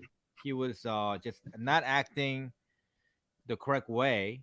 But recently, ever since he got married, I've noticed that he calmed down and he looks at his youthful antics with regret. So I think he's matured. I'm Well, very proud of him. yeah, I can only imagine what it would be like being that young, or even right now having that kind of everywhere he goes, just the mobs of people and the amount of success, and you know what I mean. Yeah, It'd be very difficult for anyone to keep their head straight throughout all of that. yeah. Actually, I remember he mentioned it one day. I think um they did a roast on Comedy Central of him, and he said, what when you give a kid, a 15, Mhm. 16-year-old kid, $100 million, what else is he supposed to do? Oh, I remember watching that. Yeah, exactly. That was pretty funny. They tore him up. But yeah. Yeah, and that's like the only thing he's ever known his whole life. He's never just been a normal young kid. He's always been famous and, never hearing the word no. Right, right. Okay, Mel White said Celine Dion was a huge Canadian also. Yeah, I'm not the biggest Celine Dion fan, but you're right. So Elon Saratoski said Justin Bieber found Jesus with that hot preacher from Hillsong. Yeah, didn't that Hillsong group have a lot of controversy? They were living it up. They're like celebrities, those Hillsong preachers. I don't know. I never heard anything about any of that. Yeah, yeah. There was a lot of controversy lately. They were sleeping around. They were flying in private jets. They had a lot of you know they were very materialistic, put it that way. And they're hanging out with Justin Bieber? Not just them, just a lot of celebrities in general. They Oh, were like and they became celebrities, the Hillsong preachers, and you know almost on a cult status. But I hear they were very unchristian like with some of the things they were doing. oh, okay. Yeah, I'm not familiar with them.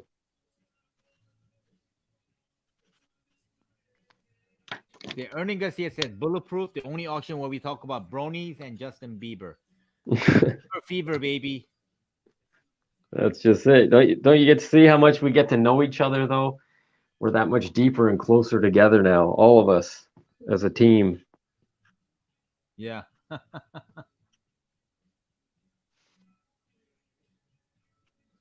Yeah, I think yeah, for some reason in this states they talk about in a very bad way all the Hillsong preachers and their controversy because it's a bit of they're almost like hypocrites, they're Oh, okay. I'll have to look into it. It's very interesting. yeah, they're definitely hypocrites, hypocritical. Yeah, I'm definitely more of a movie buff than a music buff. Like, obviously I like music and I listen to it, but I watch far more, or I listen to movies more than I actually watch them too, because I'm normally just doing this and then I hear it in the background. Oh, okay. So Uncle Bud said TV preachers being materialistic. No, really, a bunch of con artists. There were quite a few con artists, preachers, and they were all awful. Yeah, a lot of them went to jail too. Okay. All right, so guys, all right. Michael Sartosi said, "Is this an auction of the view?" All right, all right. Victor Giles, welcome. He's happy with your drawing. Hey, Victor. Heard you loud and clear. All right, let's go back to the next. Yes, Chuck Hosmer. Yeah. This book will be eligible for CGC. We're gonna start the bidding once it's done, and the book is with Johnny D in Canada, and whoever wins the bid for an extra $45 fee, you will have the option to get it graded by CGC with the yellow grade. All right, guys, we have another book. Okay, I'm gonna show you this book. Okay, let me see what it is. All right, guys, first appearance of Punchline 9.8. It's a opening bid is 300. Can anybody open, guys? Can anybody open? And let me show you some more. Okay, here's another one. This is a non-stop Spider-Man. Non-stop Spider-Man. This is the Andy Kubert 1 in 50 variant, guys. 1 in 50. And I believe it's a 9.8.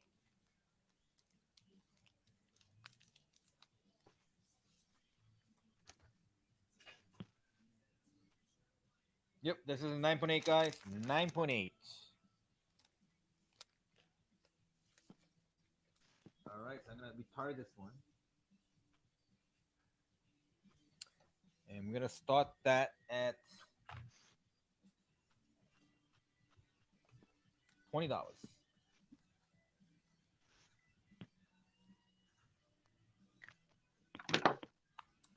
This is a Kubert, Adam Kubert variant. It looks almost painted, guys. Adam Kubert. Let me put Adam Kubert on that.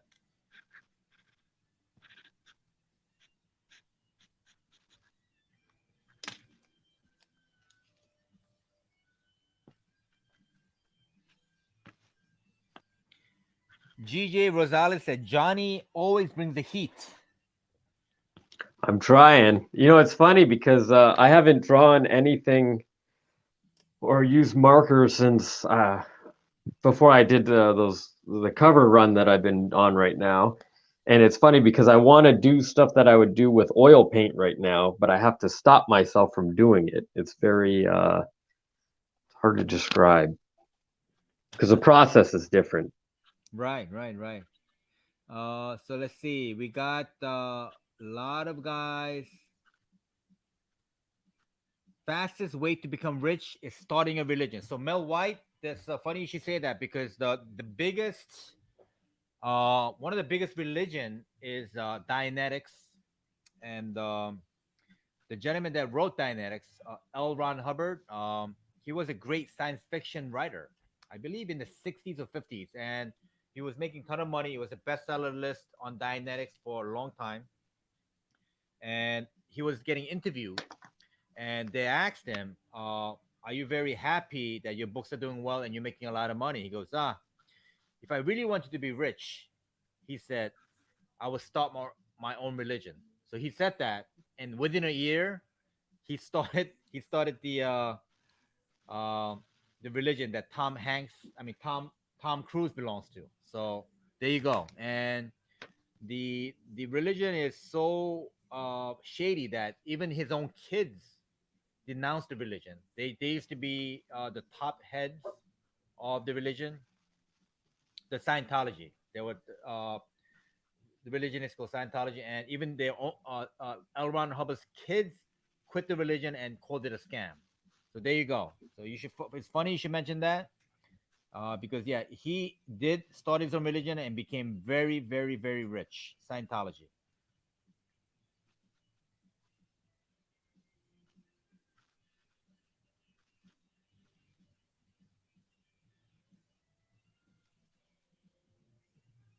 That's right. Yep, man. Mel White. That's right. I caught every other word that you just said there. Yeah, I don't I'm know. sorry. No, because, I think we are like breaking up a little bit. Yep. All right. So It's we lost one of the feeds, but we could still see the action. We could see the art. yeah, So no Uncle Buzz problem. said they're running out of ideas, titles at Marvel. What's next? Hot skipping Spider-Man, hopscotch Hulk.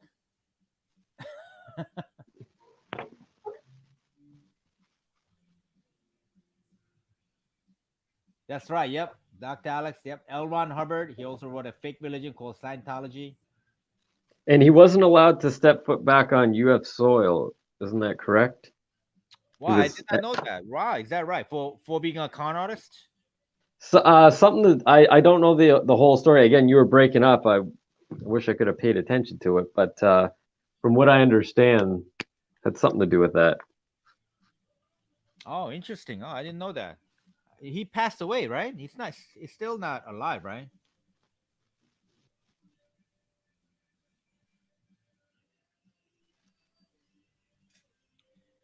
So Mel White said, "You're right. Toxic. He used to live in London and worked across from Scientology store.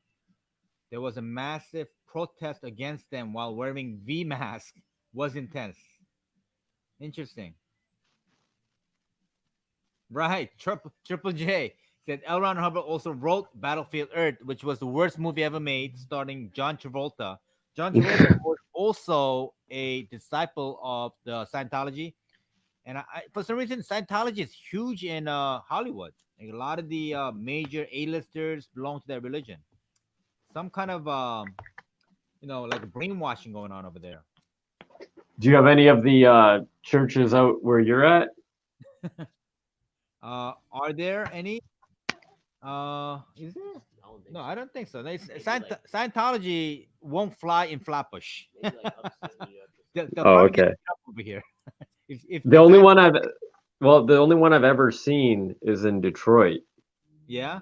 It's not far because again, I go over there all the time I used to for picking up parcels, and it's right on the corner. And I saw the sign. I was like, I can't believe it. Like I've never seen one of those. So Oh, I'm sorry. Mel White is a woman. I apologize. I'm sorry. The name is very I guess unisex. Sorry about that, Mel. I apologize.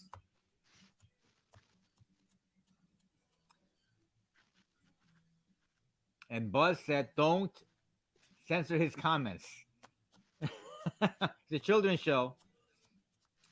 The funny thing is, we actually had about 10 years ago, two of the Scientologists come in to the store.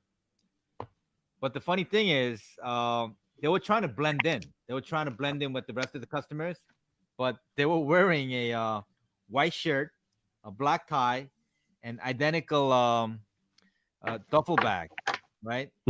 Back, and they had both of the straps on, so they were trying to blend in, but they stuck out like a sore thumb, in the store. how did you end up knowing they were with? Did they try and sell you on like a plan or something? They were very awkward socially. They were trying to buy things, so I asked them, "Are you from around here?" He goes, "No, we're Scientologists."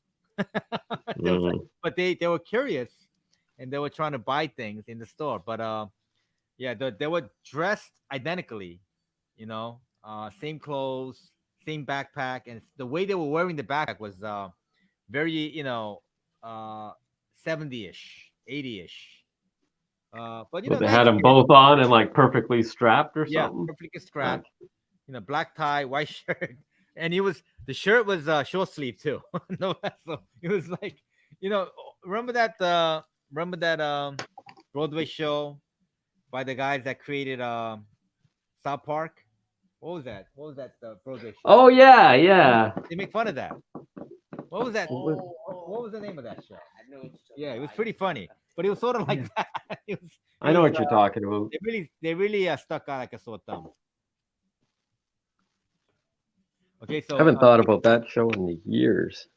yeah, so Jason Hoffman said when he remembers when Scientologists used to be in Manhattan trying to give books away for free, but then go to a lecture. All right, there's a catch. There was a catch. Oh, Victor Guys, let's see. In Manhattan, okay, Manhattan. Oh yeah, so yeah, that's what happened. So, you know, the two Scientologist kids, they came in, they were curious, and we were very nice to them.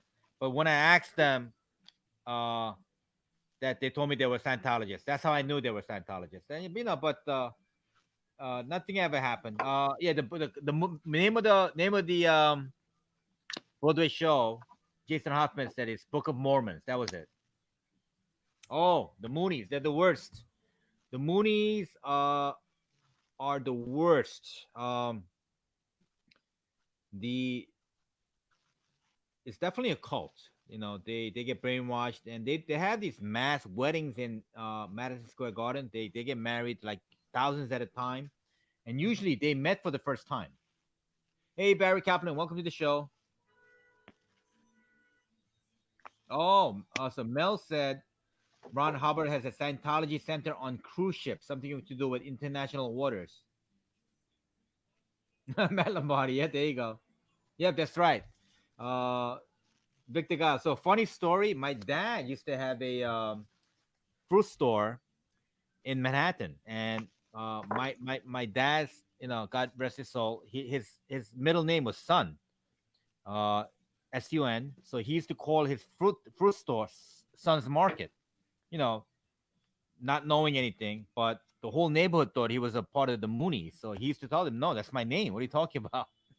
So there was a lot of hate for that. That's right. Yeah, Uncle Buzz said the gypsies in the Hanks building used to harass customers for psychic readings. Yeah, that's true. All right, yeah, Peter Sempage is right. Let's talk about comic art. Enough with enough with this religion. What? Hey, Johnny, did you hear about this new thing called NFT? It's a Yeah. thing happening. The dumbest Oh, name. I've heard about it. Yeah. Yeah. I think What everybody's is it going called? crazy over that. Non. What is it called? Non fungible or something? Non fungible Non-token. token. Yeah. Some name to begin with. Is it here to stay, or is it a fad? Because DC just released a statement a couple of days ago saying to all the artists, do not go there and do not get involved. Why not? They own everything. Yeah, but it's like it can be about like it can be I guess what's the difference between that and selling like what this is right now technically. But yeah, I think it's probably here to stay. Not because I necessarily agree with it, because I like to hold the physical artwork. I don't understand wanting to just own, and you don't even own the rights to it. You own the, how do they phrase it? Digital, right? The digital, like what is Like it you, it's almost like a you'll, cryptocurrency, right? One of those. What do they call blockchain? yeah, well, that's how that's essentially how you get the originals through the blockchain. Um, It's very difficult because I'm not an expert in the cryptocurrencies or anything like that. Yeah, Now, again, I don't have to agree with the market for it to exist and to be around forever. I got a feeling with the amount of money that's pumped into it, yeah. it's got to stick around or something new will roll from it. But I don't understand wanting to own a JPEG because we can all see it the same. Like, how is it special? Right. Yeah, exactly. Exactly. Did you see the prices that it went for? You went for a lot of money. I mean, they're breaking crazy numbers, like millions for over nothing. Well, Beeple, I think, sold for 7 or 17 million or something for one of them, Right. and then they're being flipped on the sites right away for more. I don't understand it at all. The demand. Yeah, this digital currency craze. It's. I mean, I don't think people really fully understand it, and they're bidding into the hype. Okay, this is Uh, the first place, Dr. Alex, and this is the second place. Signed 3 times. Oh, guys, by the way, I found while I was watching Uncle Buzz. I'm gonna show you the picture of you and me in MegaCon. This is me and Uncle Buzz. I look like a midget. I look like a malnutrition midget that I think Buzz put me in the basement for this one. I look like I haven't seen sunlight in 5 days. And also, I that's found an old funny. picture of one of the first signings. It was Joe Quesada and Jimmy Palmiotti. And I also had a full head of hair, guys. Check it out. So this is the same set of pictures I found. So this is about 93. And on the left is Jimmy Palmiotti. And in the middle is Joe Quesada.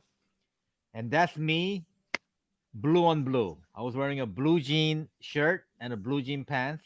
And on the Is right, that that's my buddy Robert E. He works for Diamond now. So this is is that in a 93. is that a denim shirt you're wearing Yeah, with denim the shirt, jeans? denim and So that's denim. that's a Canadian tuxedo they call it.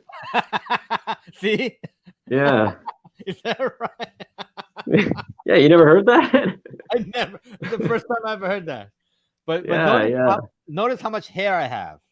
Full head of hair. Good hairline.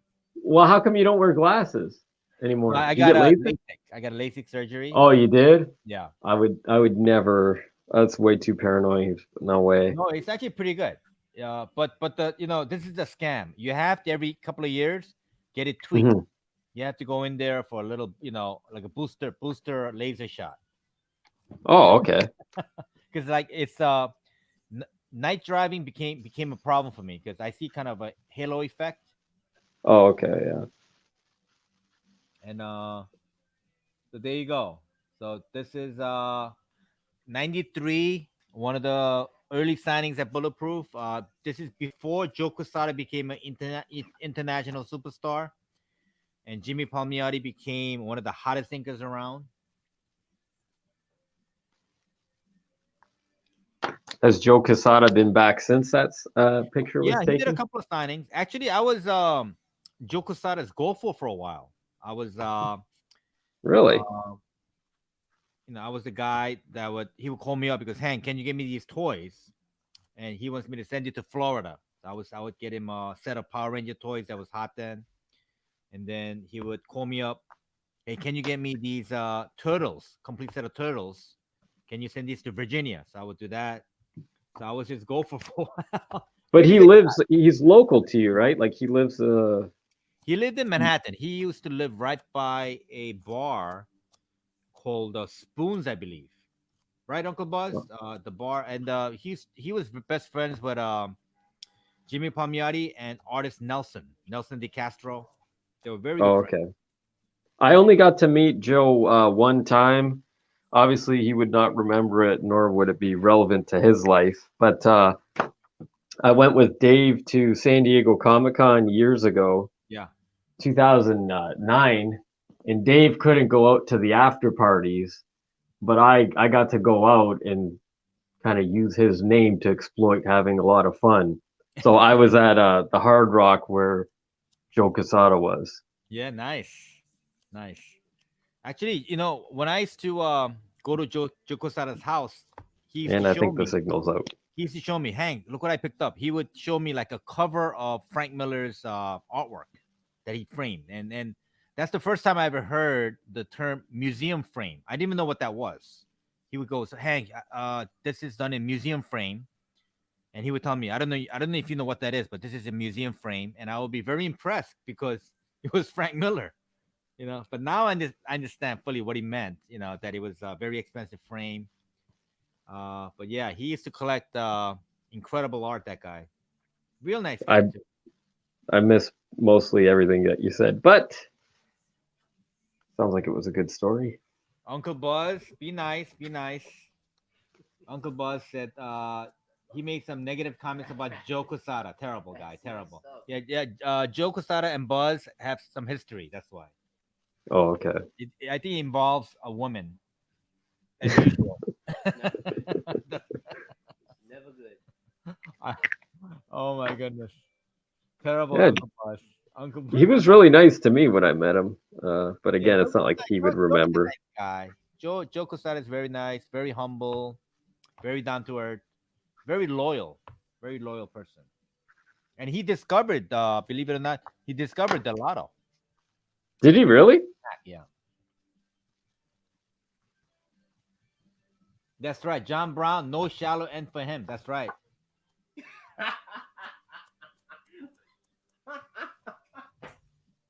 Mel said a lot of comments being censored. Uncle Buzz, behave. Uncle Buzz, forget what he said. Uncle Buzz, please don't say stuff like that. Okay. Okay, I'm gonna have to delete that comment. Uncle Buzz, you can't say stuff like that, Uncle Buzz. Be nice. All right. Oh my goodness. So Uncle Buzz said they use digital currency as exclusive payment for selling and buying. So it's just piggyback on Ethereum coins. Okay.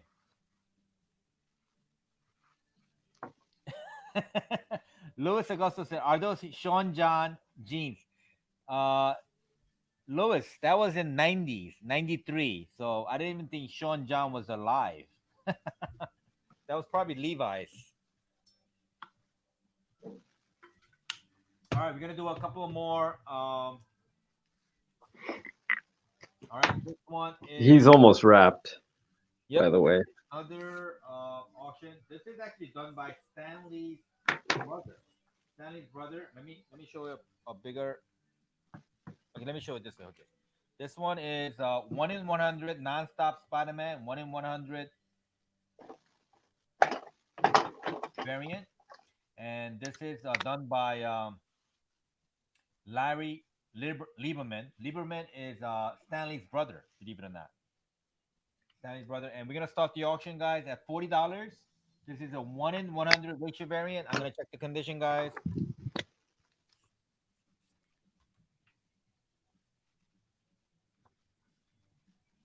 Beautiful looking copy. It's a 9.8 candidate. 9.8 candy. Let's put a number on that. All right, we're gonna start it off at $40. And anybody open, guys? Open at $40.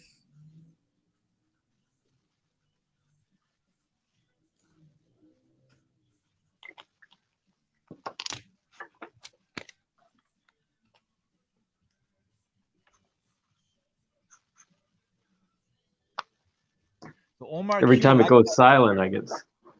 Every time it What was goes that? silent, I get scared that I lost the connection. No, no, we're good. No, I was reading the comments. So Omar Q likes that picture with Joe Quesada and Jimmy Palmieri. Yep, that was back in the day.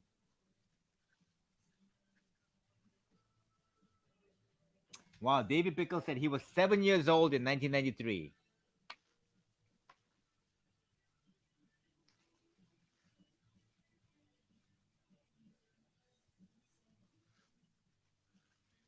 So Ernan, I'm gonna show the picture of Uncle Buzz next time.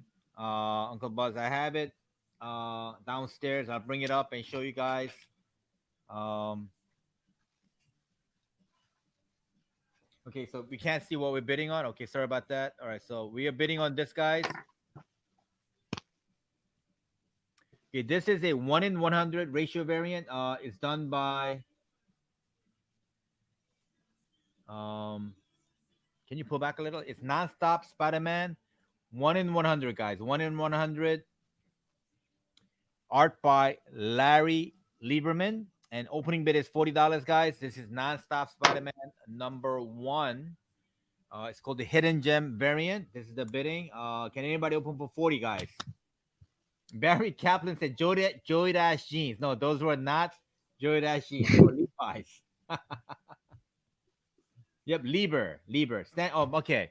I stand corrected. It's Stanley Lieber.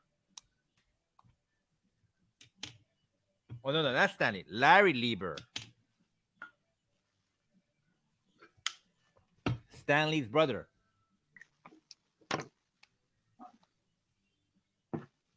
So Michael Sartowski said, Johnny, for our cover for Department of Truth, you should do it in invisible ink. I wonder how well that would sell.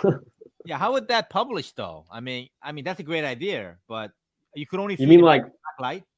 yeah, like a black light ink with Oh, the that's a good concept.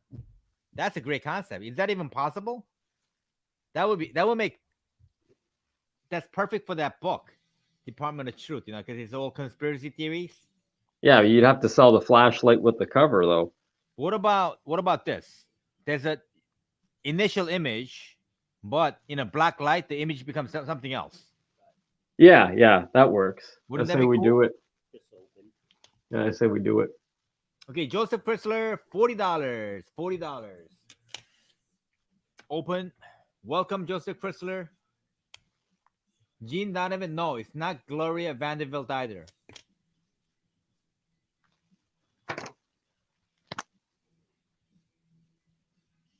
But Michael Stratosky with the great ideas. That is Wow. that is. You got two great ideas. He was his idea for the glow in the dark cover for the heavy metal, and then he said invisible ink for DOT. That's kind of extreme. It would freak people out. They're gonna probably think it's invisible blank cover. They're gonna probably think Yeah. They'll end blank up cover. drawing on it or something. Yeah. But I think having dual images would be fantastic if you put it in black light, you get a second image. That'd be interesting. There must have been someone who had done a black light cover in the whole history of comics, especially in the '90s. They were doing some weird stuff. It's Yeah, never been done. definitely. Kind of We hard got to a believe. $40 bid from Joseph Chrysler. Also, Dr. Alex said, "Buzz, you banged Jimmy Palmiotti." That's funny. Oh my God, what is going on here, guys? Take it easy. Okay, so Steve Kushner said Larry Lieber did a Spider-Man comic strip in the newspaper for decades. Oh, that's right. Yeah, that's true. I've seen some of that. Hey, I have a question for you, Johnny. So Christian Godas asked a fantastic question. He said, "Hey, Johnny, can you hear me?" Okay, we lost the feed. Hold on. Let me wait till the feed comes back.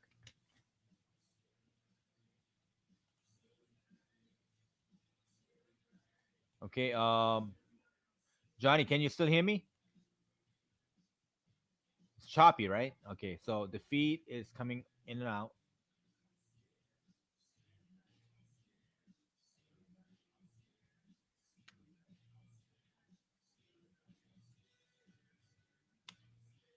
No, Johnny, hold on.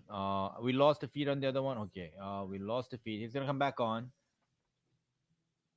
Yeah, Christian, I'm gonna ask that question. The feed got choppy. I'm gonna ask it again. Uncle Buzz just posted a picture of Buzz and Mishindo at my booth in San Diego. Check it out, guys. Okay, here it is. Johnny's back. And I'm back. All right, Johnny. Here's Sorry for Johnny. the inconvenience, everybody. No, it's fine.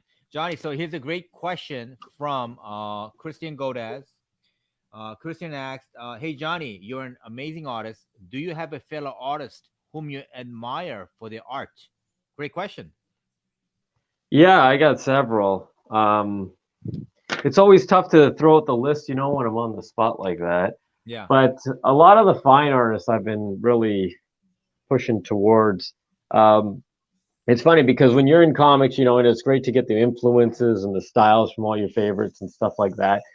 But then you want to kind of break away and find your own style. The only way to do that is to look at everything but the comic arena. So that's really what I've been pushing to do, because then you're taking stuff like this mixed in with, fine artists and whatnot, and then you get something new out of it. So I hope that Nice. answers. So I know you like Delato a lot too, right? Yeah, Delato, I mean, he must be doing the same thing because the style is so unique and it's got that timeless look, yet it still has that illustrative quality to it. So I'm sure he's got a huge list of, and he lives at, where does he live again? Does he live He in lives in Rome or something? Rome. Yeah, so he's got all the great museums he can just walk into and check them out. Yeah. Um, I but suspect he's influenced a lot by Caravaggio. I see a lot of that in him. You know, hmm. those Italian masters. Yeah, like, and again, the whole palette knife thing. I haven't seen anybody in comics use a palette knife, or if Definitely. they have, maybe someone can show me or whatnot. But finding things like that, there's no way to have come across that sort of style by just looking at the same guys. Or everybody's using digital right now, which is fine. There's nothing wrong with digital. I've done a lot of digital stuff, but you want to stand out, you got to go the other way. Right, right. And what about Finch? I know he was your mentor for a while, right? Yeah, and it was again one of the best experiences of my life, and I love his work. Even when I'm looking at this now that you said it, there's so much of Finch still ingrained in me, and Yeah. I've been trying to break away, and it's so difficult because there's so much of the way he draws that I love. Um, so for a while, I just looked like a straight up clone of his work, which is fine because even being a clone, it's not no easy task of doing. Um, but yeah, I've really been trying to push. I lost my train of thought there. Finch. Finch, yeah. So I mean, yeah, I love his work. Just again, I'd say he's got the best line work in the history of comics. Yeah. Anyone can debate me on anything else that you want, but when it comes to his line work, there's no one that's done it better. And there's probably no one that'll do it better. So it's a crazy true story. When Joe was showing me some of your art, and I was saying, "Hey, this has a heavy Finch influence." Mm.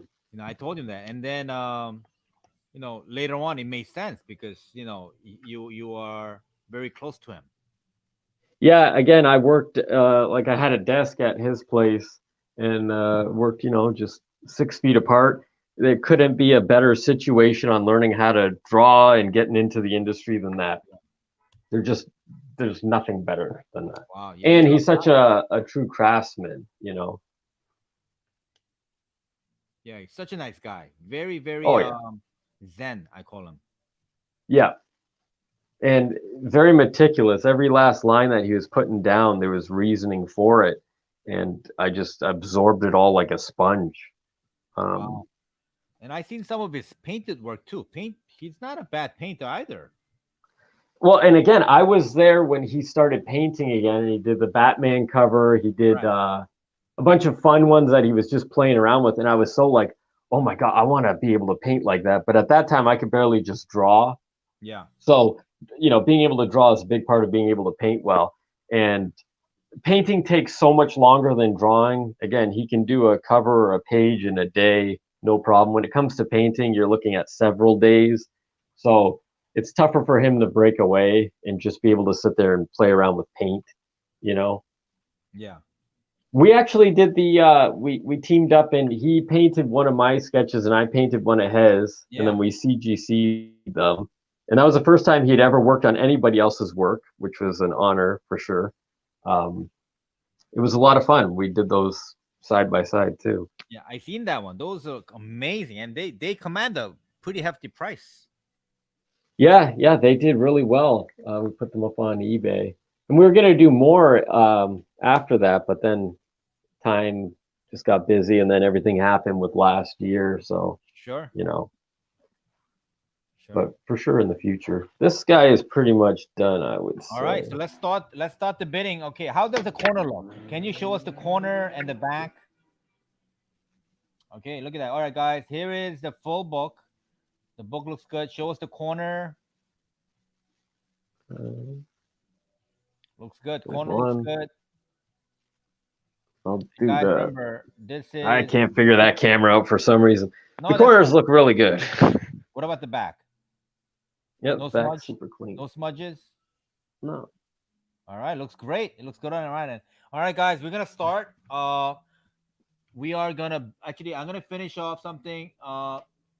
$40. I have a bid on $40 on this item, and then we're gonna finish it off. And we're gonna start this off.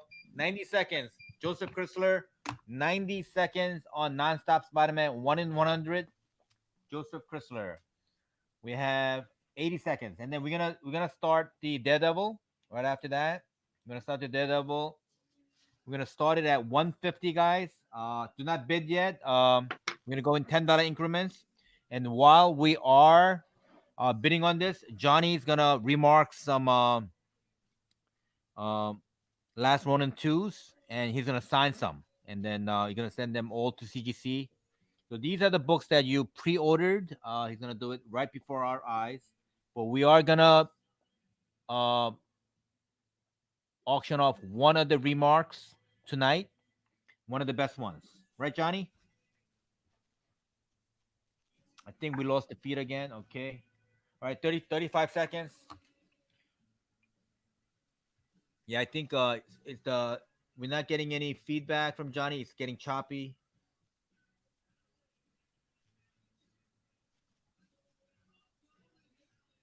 20 seconds.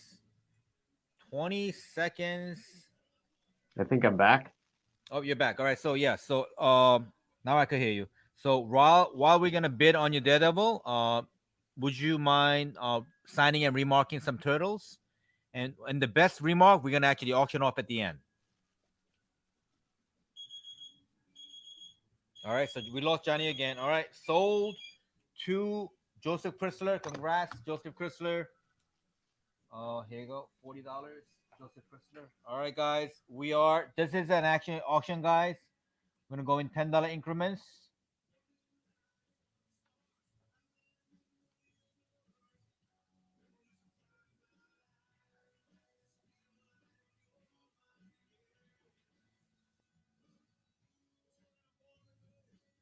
Matt Lombardi says somebody better bid high on that DD.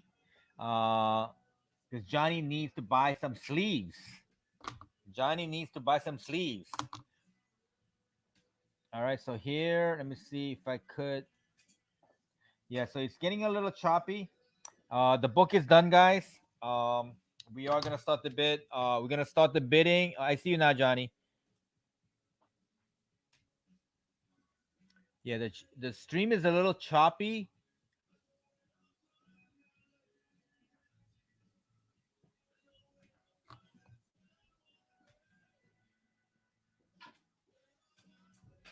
Okay, we're gonna we're bidding on the Daredevil, guys. We are gonna start the bidding on $10. Daredevil. We're gonna go in $10 increments. Bid early and bid hard, guys. Uh,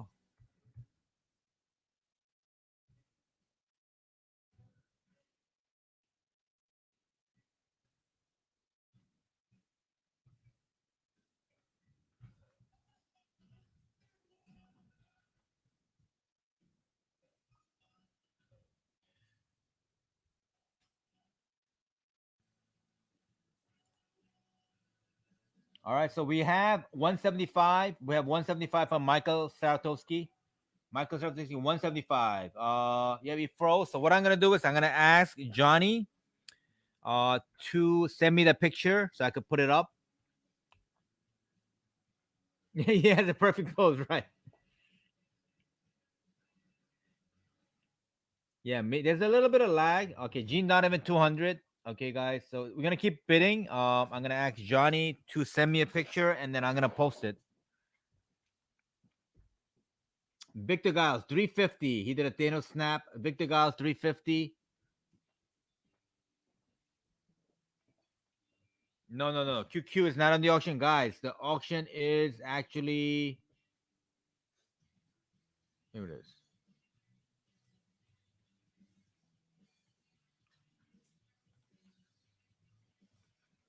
Okay, the auction is on the Daredevil. Daredevil. Okay, 350 on the Daredevil.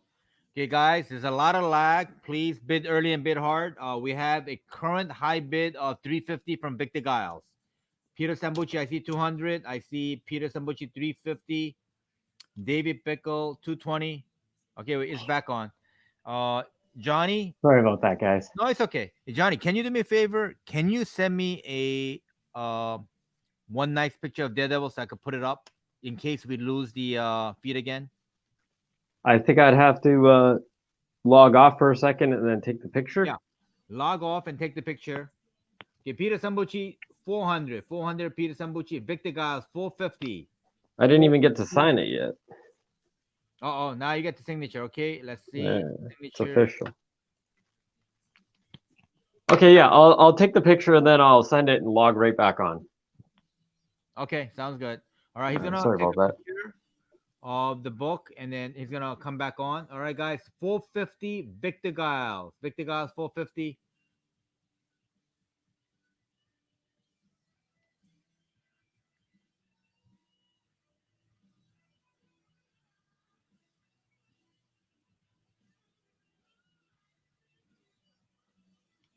So guys, there is a little bit of lag. Please remember Uncle Buzz's cat Kimba is on the rooftop and he's ready to take you guys out.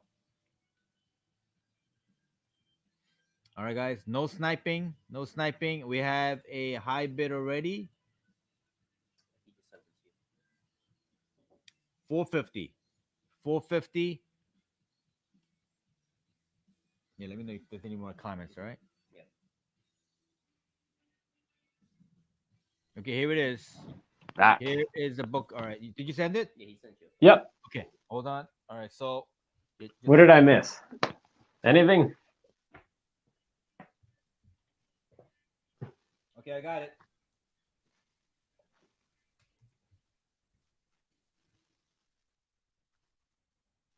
Did we already start the bidding on the Daredevil?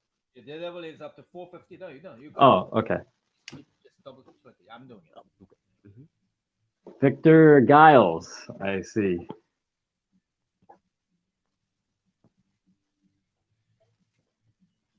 I missed all the action right away. The Giles. Peter Sambucci said he's out. All right, Sambucci's out. Okay, 450. Victor Giles. Wow. Sambucci's out.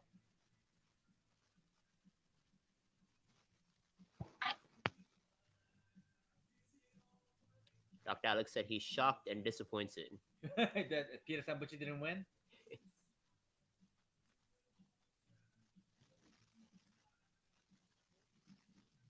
Look at that marvelous piece, guys.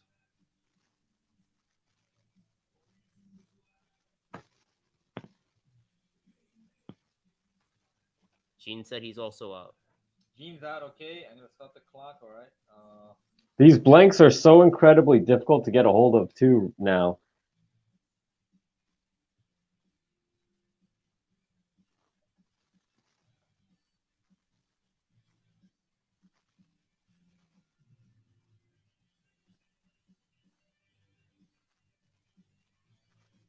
Did I freeze or is it quiet? That look nice.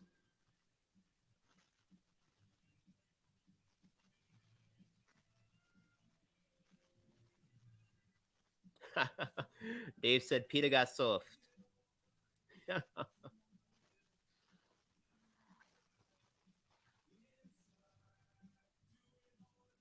John said it looks like he's jumping rope. uh, Johnny, can you put a little background in that? Yeah, I can. City, maybe a water tower. Yeah, no, that's normally I would with again a shot like this. Let's see. Mel said us English people struggle to pronounce Giles properly. Must drive you nuts. Where are you from, Victor? The Victor is actually from Brooklyn. Yep. Oh, okay. All right, we're back. All right. All right, switch. Okay, I'm gonna show you guys the picture of. Yeah, but now we got a background on the way in, so we're gonna have to do another picture. And honestly, doing like free-handed building shots like this are a lot of fun for me. It's very relaxing, and I try and not be too much of a stickler if some lines are off, or it's kind of nice if they have a bit of a wave to it, to be honest. Okay, I'm gonna show. He's actually showing a little more. Showing a little more here.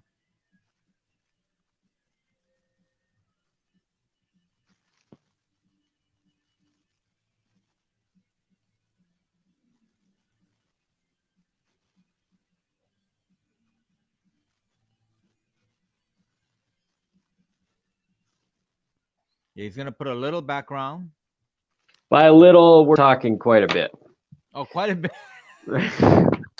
But you know what? Like, it's gonna go fast. I don't think I'm holding up anybody right now, am I? No, it's good. No. All right, guys. Okay. Here it is. This is the original. He's adding a little bit of. Because when I'm looking at this, I see him like coming right at us, obviously, and I think it'd be a perfect way to put some buildings and vignette it out. Darius is here. Hey, Sir Darius said, "Hello, my Padawan grandson." Oh, no.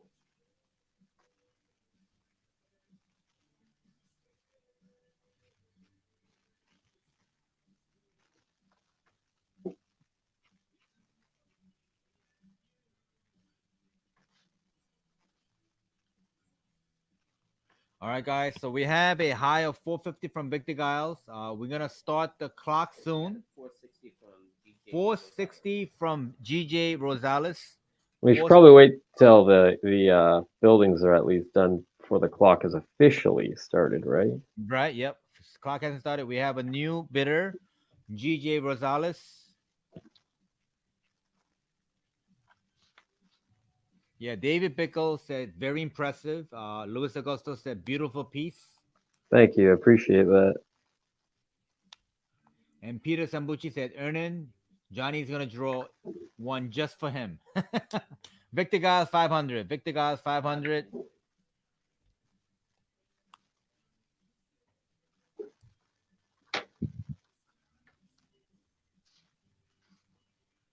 GJ Joe Rosales 510. 510.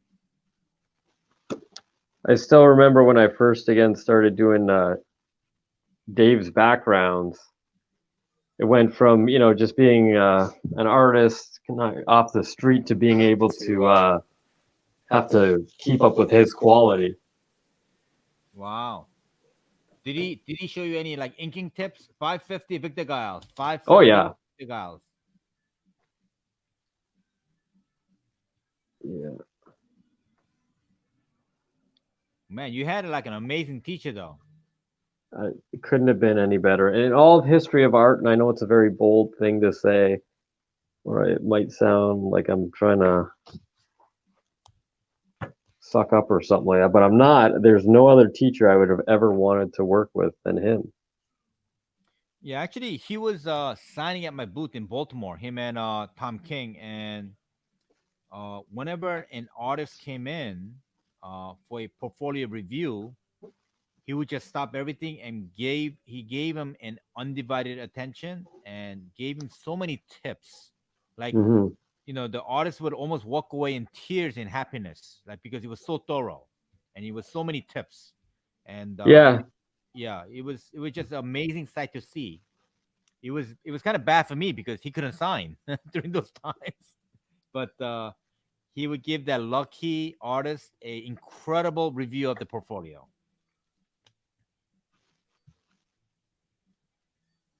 Okay, 550, 550 Victor Giles. 550 Victor Giles. I'm gonna start the clock soon, guys. Okay, we're seeing a nice detail of the background come alive.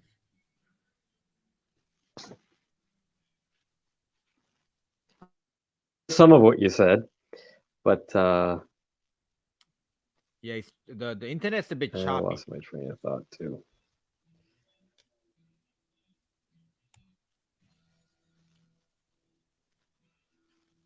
Am I still there?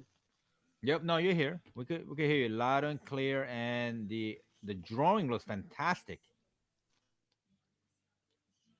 Okay, now we lost the drawing. Okay, guys. Okay, 550.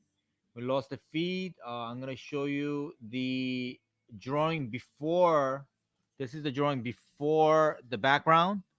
Incredible image. 9.8. Okay, Johnny's back.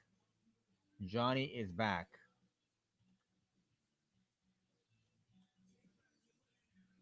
It's a little choppy though. Now we lost him. Okay, so internet is a little choppy tonight. It's back.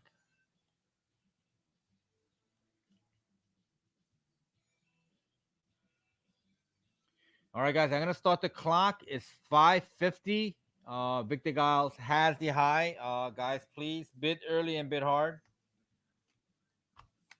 Okay, I'm gonna start the clock. They want to see a pic of their quotes. Okay, so let's see the actual pic of his drawing live. Tony Cobb. This is the actual drawing. I'm gonna show you a picture before the background. This is Daredevil before the background. 560.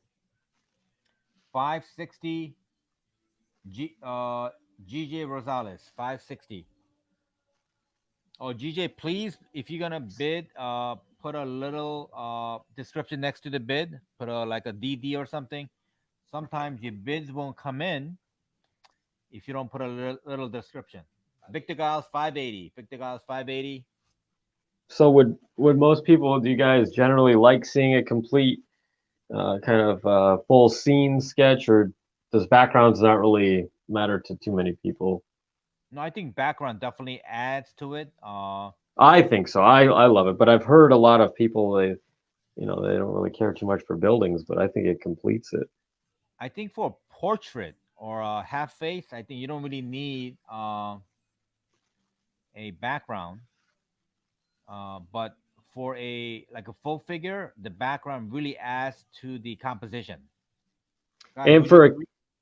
for a character like this too, where you think of buildings when you think of Daredevil, kind of like you think of Gotham City with Batman, right? Yeah, exactly. Okay, I'm gonna start the clock. Victor 580. Okay, GJ is out 580. I'm gonna start the clock, guys.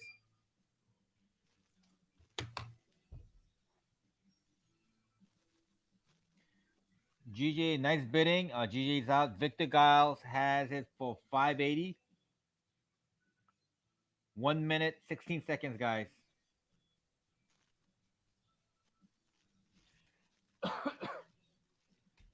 It's really coming alive.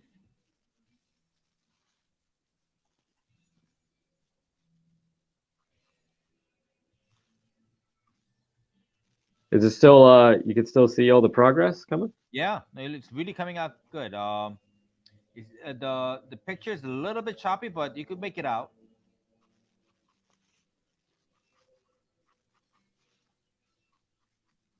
Okay, because yeah, you've been breaking up in and out. Again, I Yeah. apologize for that. I know how annoying it is to try and listen to someone broken up, but We gotta blame it on Canada. yeah, that's what it is.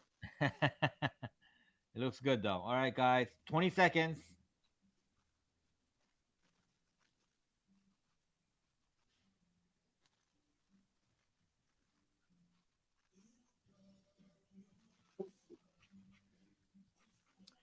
So to the winner, this book is in Canada, so we're gonna send it off to CGC right away. Okay, sold. Victor Giles, congrats. Oh, it's done already? Yep, Victor Giles the winner. The winning Congratulations. 580. Yeah, it really came out nice. Look at that. Oh man. Congrats, Victor. Thank you very much. Yeah, he's very happy. Victor, is this your first Johnny D piece?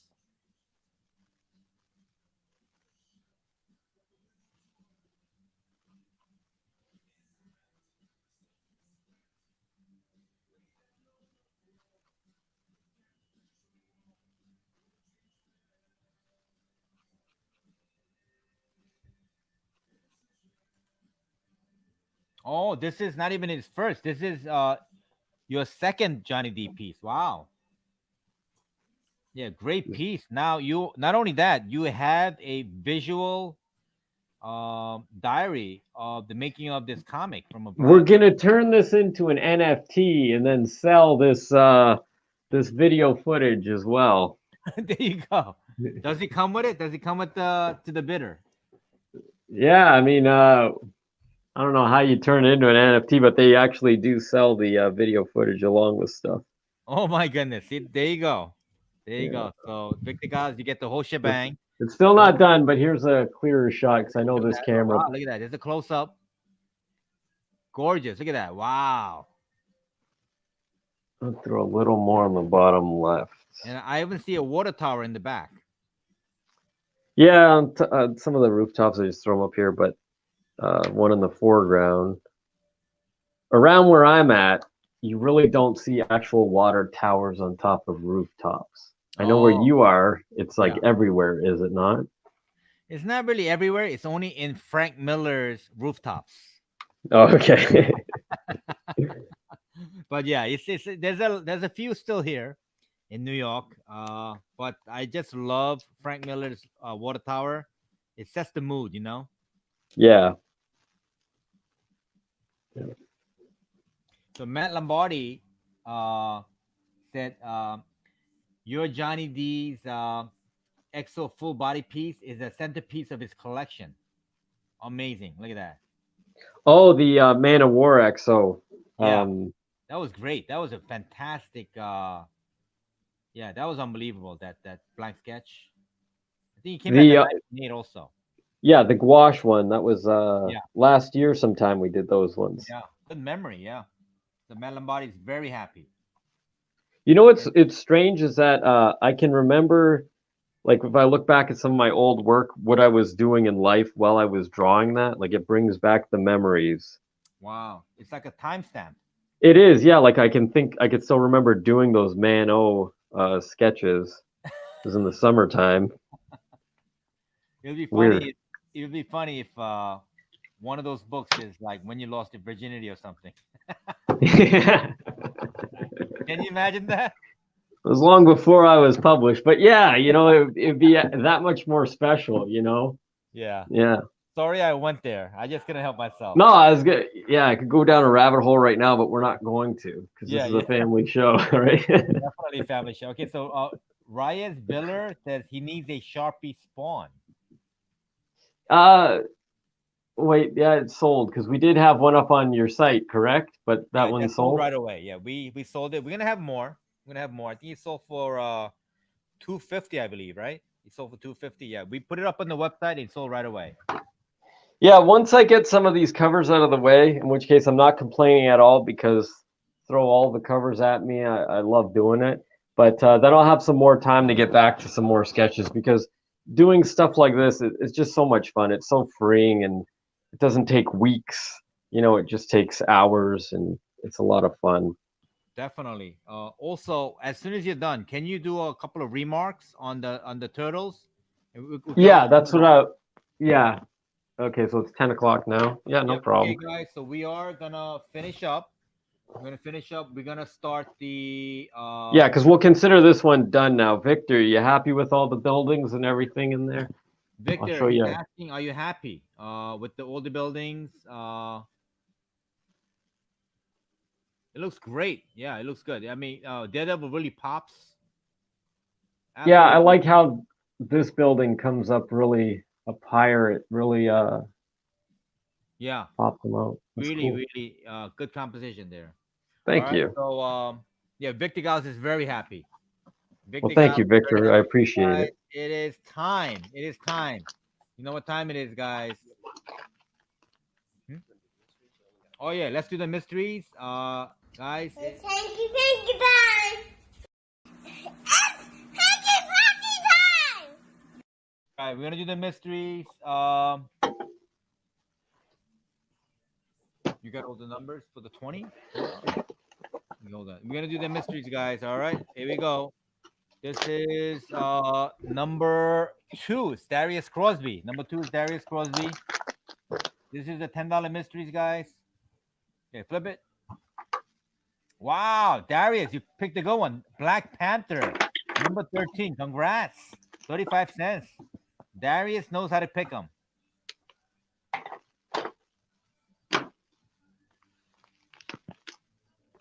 Fantastic Four 96. Fantastic Four 96. Wow.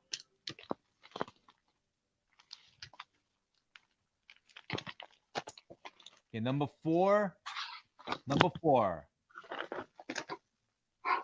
Oh, nice. This is a 1 in 25 Venom number 30. It's a racial variant. That's a good one. Okay, Darius Crosby, number 5. Number 5. Hey, Howie Hirsch. What's going on? Number 5. Where Monsters Dwell, number 4. Okay, David Pickle wants the $20 20 mystery. $20 $20 mystery. Okay, David Mickle. Okay, Christian Godez, number 1. This is a did Gabriel Delato. Go ahead. Okay, Secret Wars. What number is that? 6. Wow, that's early Delato. Cyclops versus Cap. Okay, he wants number 2. David Pickle wants number 2. Can you put David Pickle on that?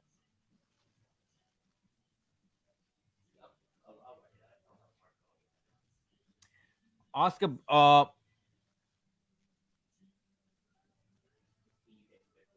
number 2. Yep. Oh, number 2, Daredevil. What number is that? Daredevil number 86. Nice. Oh, Johnny, can you hear me? When you're done, can you put a on the Daredevil? Can you put a Electra remark, like a quick remark in the back, just so CGC won't hassle us?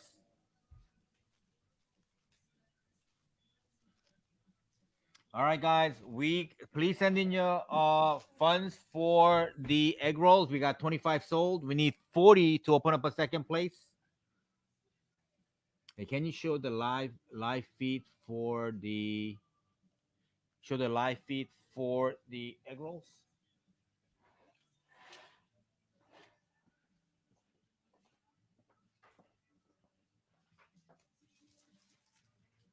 Second place is the best one.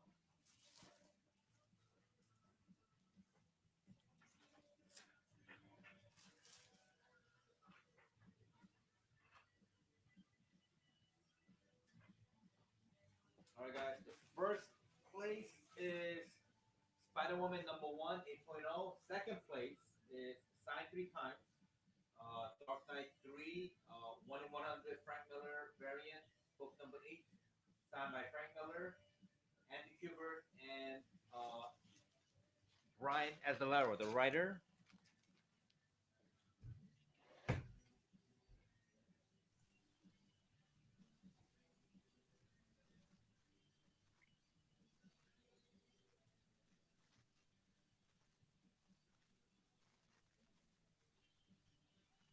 Oscar Bravo says secure the 9.8.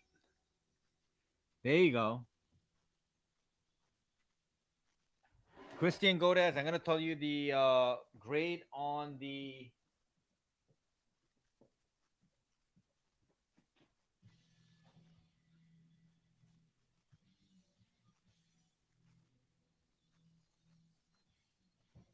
Okay, for this one, Christian Godez, I'm gonna show you the condition. Let me show you.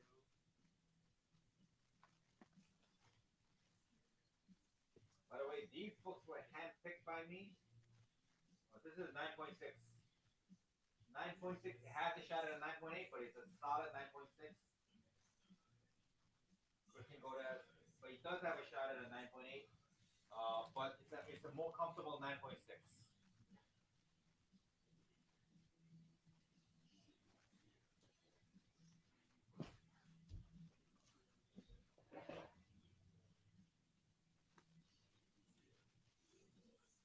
Yes, David Bickle. The last one would be for the remark on the um last one in number 2. That's the last piece, and he's doing a live remark right now.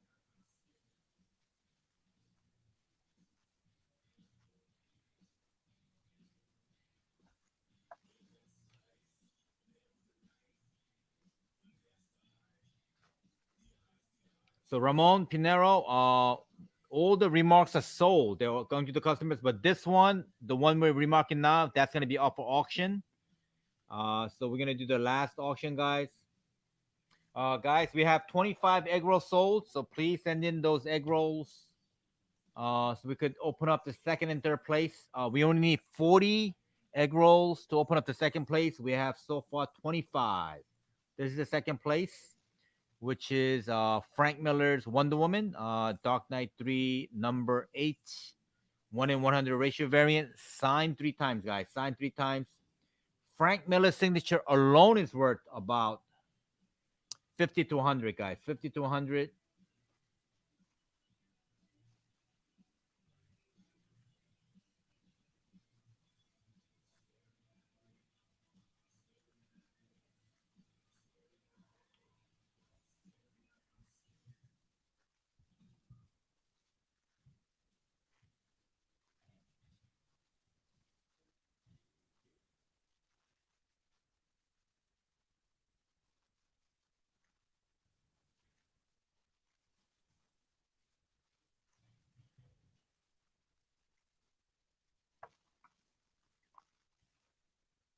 Did I lose the feed?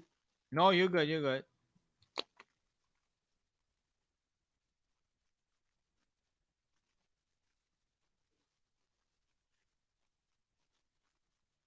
Wow, it's really coming out alive. Yeah, I gotta dig him out of the shadows. It's the funnest part, really. I'm gonna show off number 3 and 4. 4 has got to be my favorite of all time. Unbelievable. I just can't wait to get it framed. Um, I'm gonna have to send it to you soon. That way you can get them done at the same time. okay, this is number 4, guys. We haven't made it available yet, but this is number 4. Look at the lighting on this one. Incredible. It's the lighting source is actually the skylight, and incredible. He has every weapon in hand. He's doing a Captain Morgan pose. Even in his teeth, he's got the ninja stars. I think that was your idea too, the Yeah, star that in was the my teeth. idea, right? Yeah. Yeah, I like that. Yeah, once in a while, I come up with a good one. More than once in a while, yes. Once Yes. every 4 years. Yeah. But we can't post that one up yet, or what's the deal with that? Yeah, I'm not allowed to. So we could only do a like a secret reveal on our auction. Yeah, IDW is a little behind. With their approvals. Oh, okay. So that one's not technically approved yet. Yeah, it's not. It's not technically approved. Soon, I guess it's just a formality. It's gonna be very soon, though.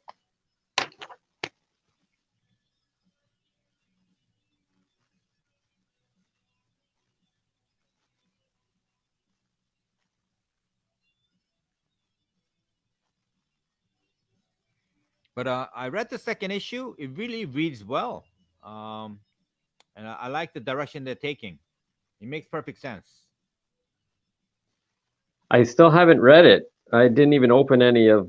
This is the like second time I've had my hands on the book. But I was really that the article where they used cover one artwork for that website. What was the name of it? Yeah, you had your Movie Reel. Like that's a big website. I was gonna post it on yeah, my page. yeah. It featured your number one, right? Yeah, yeah.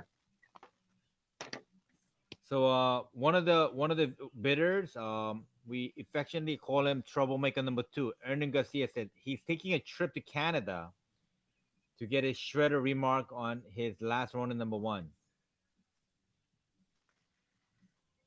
Well, I hope you can get in, and I would love to do it. There's going to be so many books to sign and remarks to do. The first convention that comes around or Wow. signing. So you think Fan Expo is gonna happen? From what I heard, uh, I don't think it's going to happen this year, but I could be wrong. Like I didn't hear any official statements by anybody. Right. I hope it does. I'd love to be there. I love that show. I love the people, so many friends and whatnot, but Yeah. I don't know. If it, the next Expo, I'm gonna fly out there, and we're gonna have to hang out a little bit. Have you ever been to Toronto? Never. Really? Okay, yeah. Yeah, if you come, let me know for sure. So Ernie Garcia said he's Mexican. He's good at crossing borders. I think the Canadian border is easier, right? There's no wall. No, but well, we have the river, so you have to swim across the river. R- Ernie, how good are you at swimming? It's only about a quarter mile. It's not very big at all. Quarter mile is wow. But what's the length? Is it quarter mile length? He's gotta swim. Like the width of it, it's not very far. Like people, the boats are on both sides in the Oh, summertime. But if you cross, I guess the Coast Guard or whatever it is, they come out of nowhere, and because the Sea-Doo can easily get to the other side in like oh, 3 interesting. minutes, if that. Wow, Not even, probably 20 seconds you could get to. 20 seconds. So is there a lot of people just crossing the border? Yeah, like in the river, because again, we got Detroit right there and then Windsor, and we see each other easily. But I think they got some really good surveillance going on.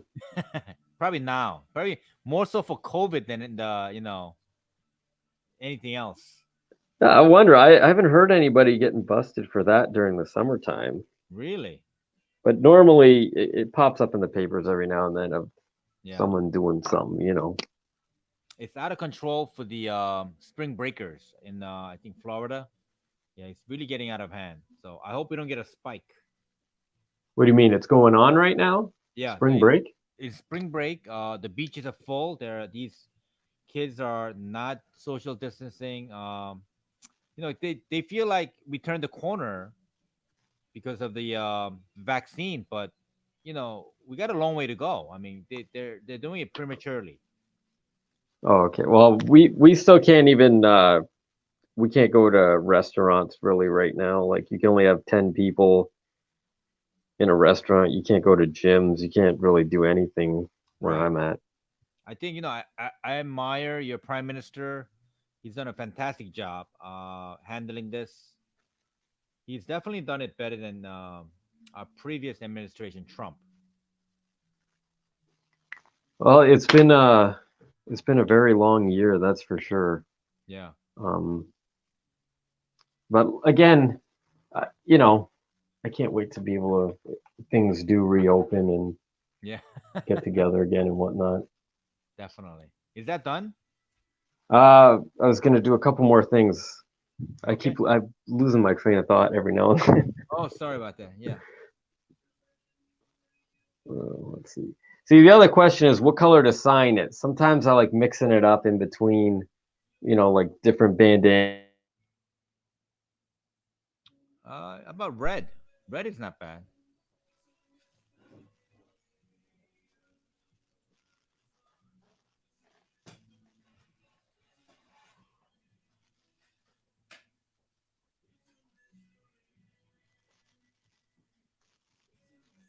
Yeah, that's right. Yeah. So Max Power said Italy just went back on lockdown, red, green, and orange zones.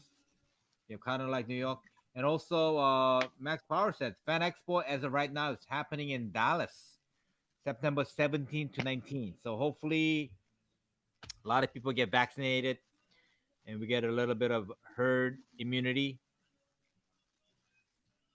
All right, guys. Johnny, how does the corner look, by the way? That corner looks good? Yeah, this book looks flawless. Like it's excellent condition. I literally just took it out of the box that you'd packed, so Okay. and you did a great packing job on it. Everything was very safe and secure. We're actually proud of that. I think we're like one of the best packers in the business. I try and do the same. As you know, you've gotten a lot of my Yeah. packages, and I bubble wrap them, and I try my best. Fingers crossed on everything.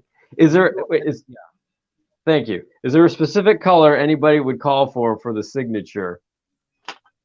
Okay, we're taking bids on the signature color. What do you think, guys? Any suggestions? I know Clayton Crane charges a lot more for that, but right now, for the price of nothing, if there is a color before I pick one.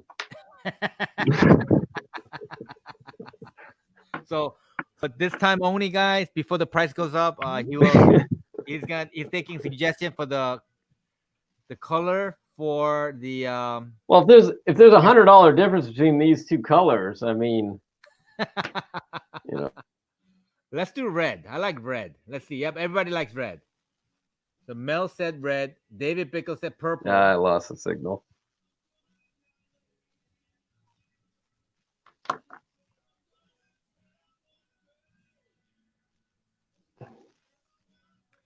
So GJ Rosales said, "Don't get Johnson & Johnson. Only 60% effective." PP LePew paid for one egg roll. That's a good one. Real Getty Man. I think it's got to be Jason Freesia here.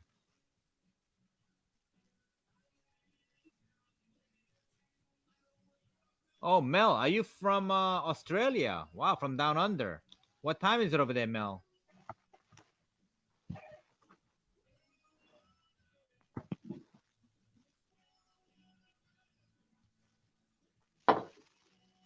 Howie said Jersey is terrible for COVID.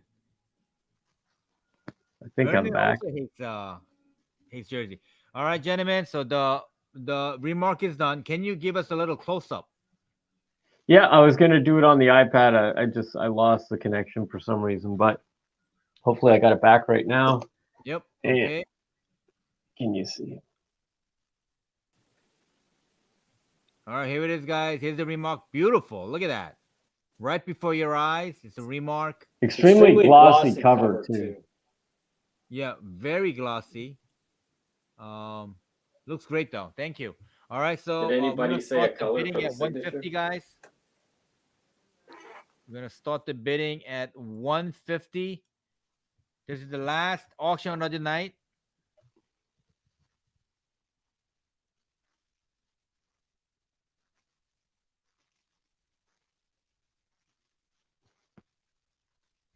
Yep, 150, guys.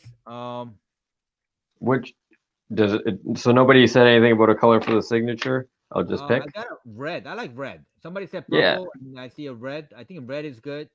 I got a red purple. This is a perfect Okay. in between. Yeah, there you go. Red purple. Red Somebody said purple. Donatello. Okay, Jason Freesia bid 175 for Johnny D. 175, Johnny D.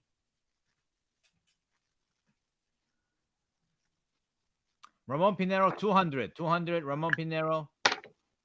Howie Hirsch, we got about 27 sold, 28. 28 egg roll sold. Okay, 200, 210, Johnny D. Kevin Holmes, 210. Oh, man, look at that. Gorgeous. Wow.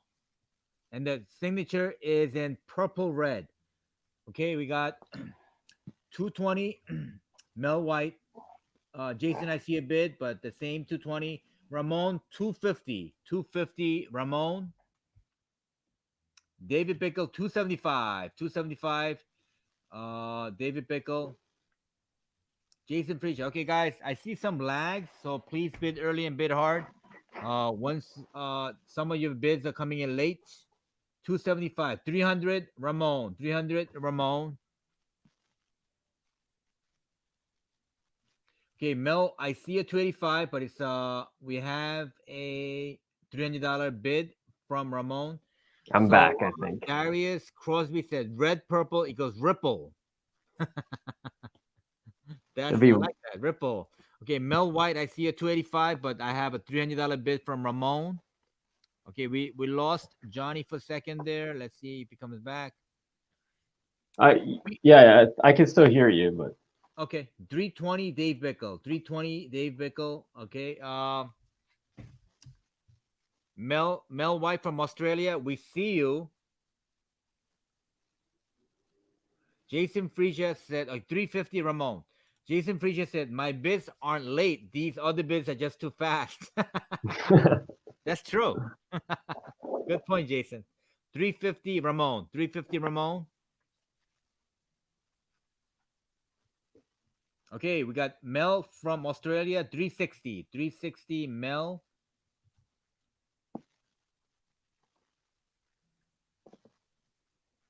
what time is it in Australia right now? Oh yeah, Mel. What time is it? 370 Ronan. 370 Ronan. Yeah, what time is it in Australia, Mel?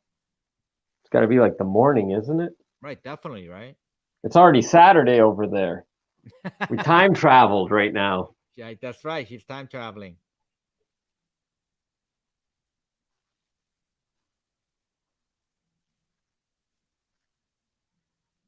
Oh wow, so it's noon. Wow.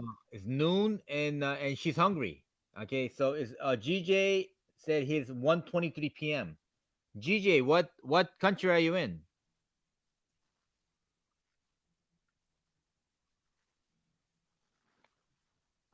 GJ Rosales, he said it's 1:23 p.m. So that means oh okay. Ernan said he's in Mexico. He's 1 a.m. Mexico. Brooklyn, Mexico. Wow. Thanks for staying up. Yeah, right. Oh, You got some I hope loyal- you've been enjoying the show. Oh, okay. GJ is in Cali. Okay, Ramon has 370. 370. I'm gonna start the clock, guys. 370. Ramon.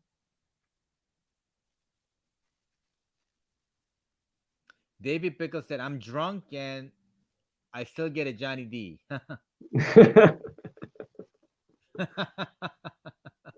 Alrighty, hold on. We got a 370 bid from Ramon. I'm gonna start the clock. Guys, let me know. Bid early and bid hard. If you're out, please say you're out. 370. I see one bidder. Okay, here's the clock. 370, 90 seconds. Good luck. Good And I luck. really appreciate everybody stopping in again. I haven't been able to see the comments, but I thank you for coming by, and I hope it's been an entertaining night. You know, I enjoy doing these too, by the way. I like talking and whatnot. Yeah, definitely. Thank you. No, it's a treat. Mel said Mel from Australia is out because she's hungry. I'm kind of hungry too, so Yeah, right. There you go. We're gonna get some midnight snacks right after this auction. and one day we're gonna have to do this, and people can video call in as well, so you could be a part of the show too. 45 seconds. No, you gotta move back. Move back. Okay, 45. Yep. Okay, now 40 seconds, guys. 40 seconds.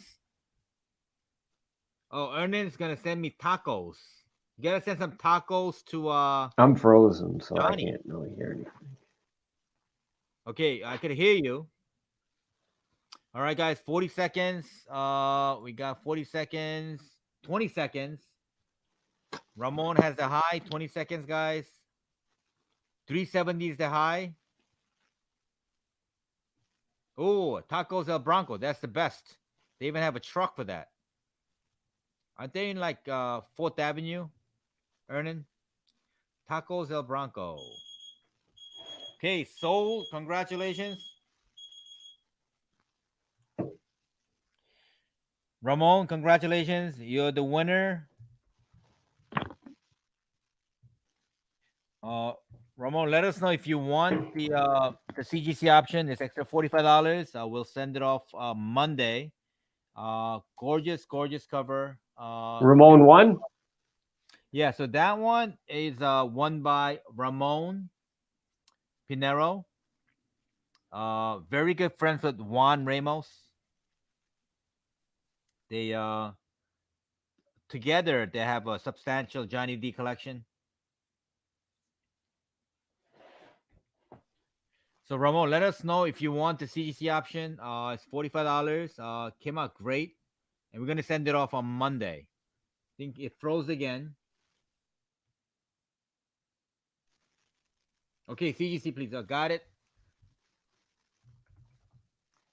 All right, I guys. missed the last part, but again, thank you everybody. I think maybe I should sign off because for some reason the signal keeps getting jammed up, and I'm sure it's not pleasant for everybody to hear me cutting in and out so much. Thank you so much, Johnny. Thanks for coming on and being a good sport. Would you mind after you sign off? Can you remark some more and send us a picture? So this way, people that bought the remarks knows that it's coming, and also the signatures. I need some signatures also. All right, so I'm gonna sign off. Yeah, the feed is getting really choppy. You kind of froze.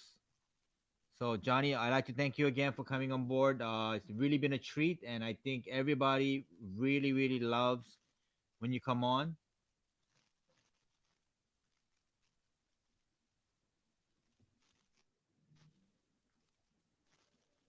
Okay, signing off, Johnny.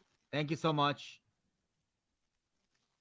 Yeah, please send me, Johnny. I think Please send I'm me those lost again. pictures of the remarks and the signatures once you're done. Yeah, it's very choppy. Okay. All right, guys. Have a great night. All right, let's go back to the Juan Ramos. Juan Ramos. So Ramon said you have a substantial My Little Pony collection. I don't know, is that true? All right, guys, we are gonna do the hanky panky. This is the last one for the night. What's the count on the hanky panky, guys? The egg rolls. We need 40 total for the second prize to kick in. And let me see how many we have. Let me see how many we have. It's hanky time. It's hanky time. Oh, so Juan Ramos donated the My Little Pony collection to Ray. Okay. Okay, we have 28 guys. We need 12 more for the second place. Guys, we need 12 more egg rolls for the second place. You want to do a close up on that? Okay, he's gonna do a close up on the egg rolls. Guys, it's late. Let's Bulletproof Brigade. Let's buy some egg rolls.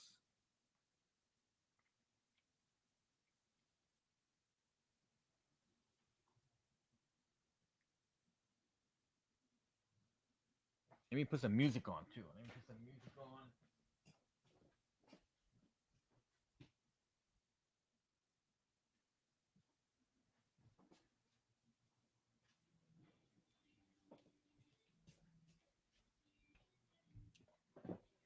All right, so let me actually do the hold on.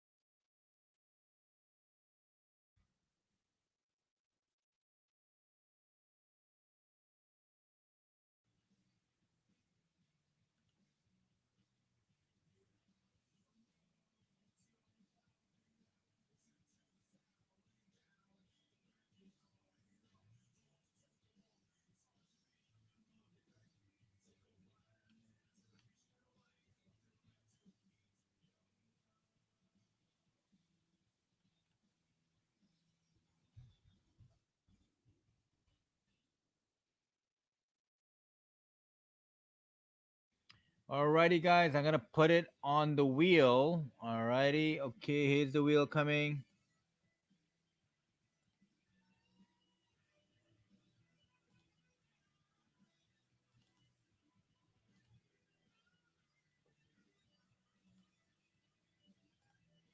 Alrighty, let's get the names.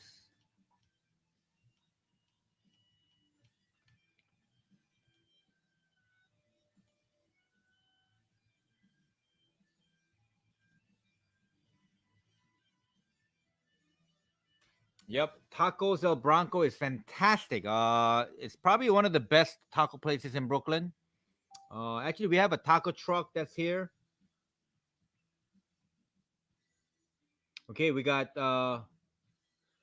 John Plott paid for 1 egg roll. Mike Carolyn Donald got for 10 egg rolls. Okay. We should all go to a taco outing. What do you think, Ernan? Should the Bulletproof crew go to get some tacos? Hey Tariq, what's going on? So we have we're gonna show you the picture for the tacos. Okay, here it is. Show them all three. The first place is Spider Woman number 1, 8.0. Second place is a 3 triple signed. Dark Knight 3 Wonder Woman cover number 8. Dark Knight 3 8. It's a Frank Miller 1 in 100 variant, signed by Frank Miller, Andy Kubert, and Brian Azzarello. That's with 40. That's with 40 egg rolls, and with 50 egg rolls, you get the Dark Legend of the Dark Knight, the first appearance of the Robin King. That's the third place. Alrighty, getting late, guys. Let's get those egg rolls in. Wow, tacos and Coronas. Howie never turns down tacos. Okay, Ernan said we should all go. It's all on Ernan. Okay, Ernan, you're gonna buy everybody a taco. I'll go for that.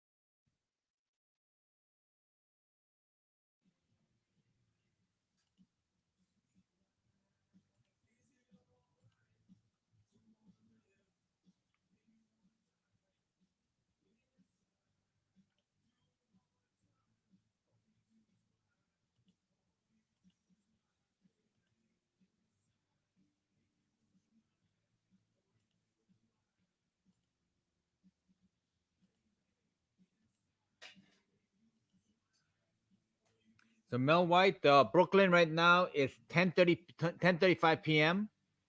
Okay, we got 39 egg rolls, guys. All right, so first and second place is in play. All right, let's do a spin.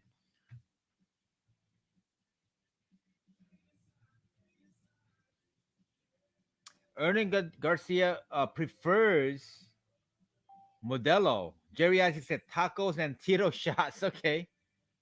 Tacos for Wednesday claim sale. Actually, guys, we have a nice taco truck by the across the street by the Chase Bank. It's really good. Highly recommend it, guys.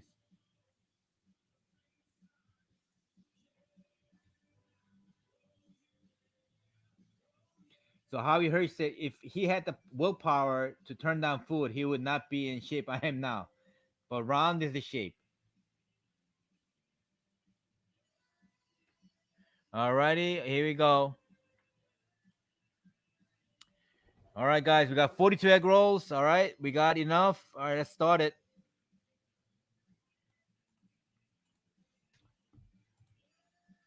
Can you see the wheel? Okay, I'm gonna see the wheel. Okay, guys, I'm gonna show you the wheel. Here's the wheel, guys. Here's the wheel. We got enough. I'm gonna put the wheel in. We got 42.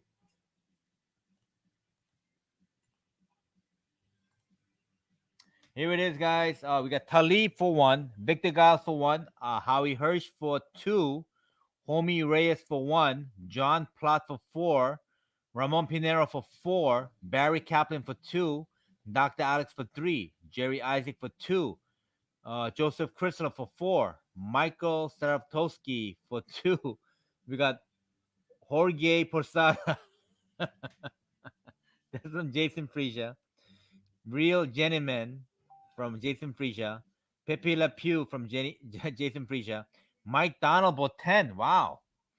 Tariq Johnson for 3. Okay. Add it to the list. Let me see if anybody added. Okay. Kevin Holmes paid for 1 egg roll. Okay, Kevin Holmes, I'm gonna add it. Kevin Holmes, I'm gonna add you for 1 more.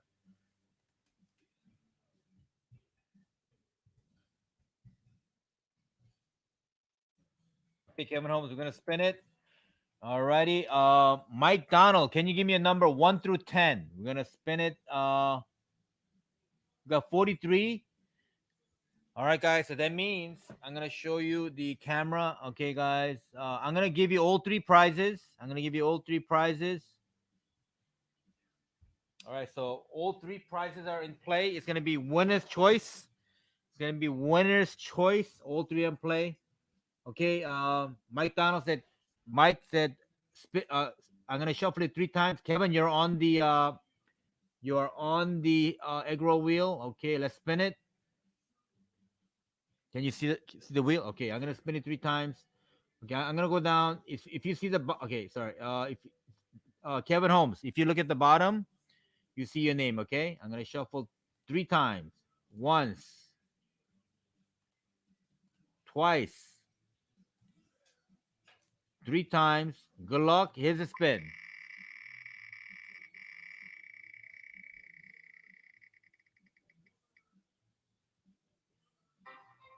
Joseph Chrysler. Wow, Joseph Chrysler's on a roll. Joseph Chrysler, can you pick out the prize? You get all 3. We have 3 prizes in play. Can you pick out the prize and give me the number of spins? First, second, or third? Joseph Chrysler. Wow, Joseph is on a roll. Okay, second place. Oh, nice. Oh, by the way, Joseph, I gotta send out your other prize from last week, so don't send me any shipping. I'm gonna send that both of them out tomorrow. Joseph Chrysler got second, and congrats. Okay, congrats, Joseph. Beautiful book. All right, second place, and then I'm gonna shuffle twice. I'm gonna take out his name first, guys. I'm gonna take out his name. Okay, I'm gonna take out Joseph Chrysler's name. You could only win 1 prize. I'm gonna take out Joseph Chrysler 1. I'm gonna take out 2. You can see it, right? Okay. 3. Joseph Chrysler's on a roll. Okay, 4. Okay, I'm gonna shuffle. I took out 4 Joseph Chrysler's name. I'm gonna shuffle. Is it twice, right? Yep. Shuffle twice. Once. Twice. Here's a spin. Good luck, guys.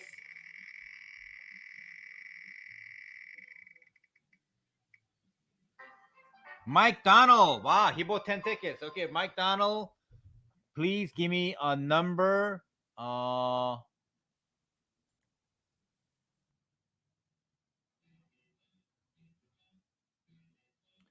Okay, hold on.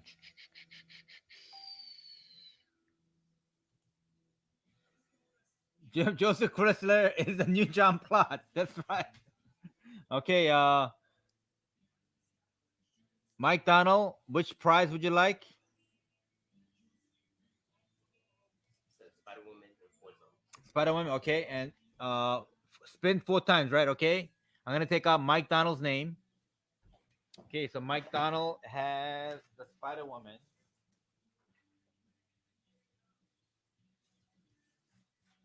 Okay, congrats. So now we're gonna play for 3rd place. I'm gonna take out all of Mike Donald's names. Okay, guys.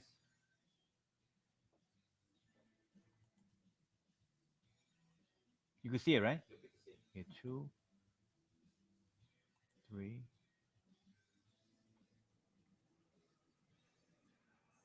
4, 5, 6,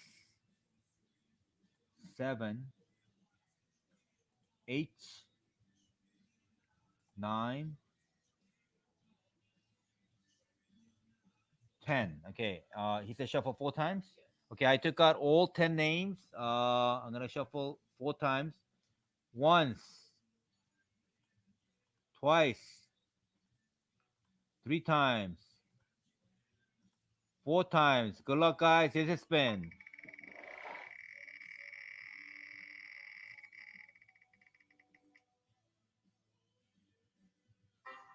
Wow, Ramon again.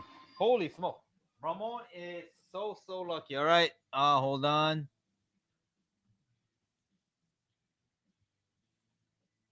Okay, Ramon, you got third place. Congrats. Actually, Ramon is also on a roll. He's like on a streak. All right, congrats. You got the third place, Ramon. I'm gonna add the free egg roll.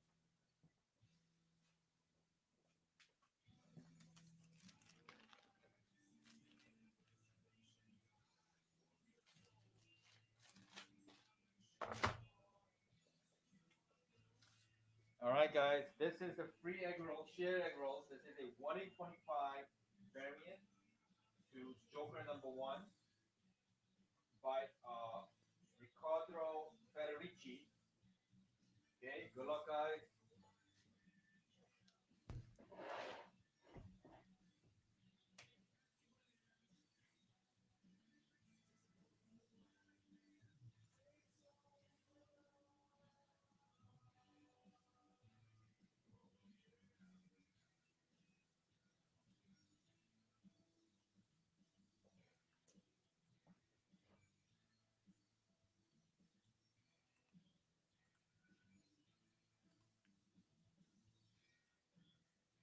Can you see it?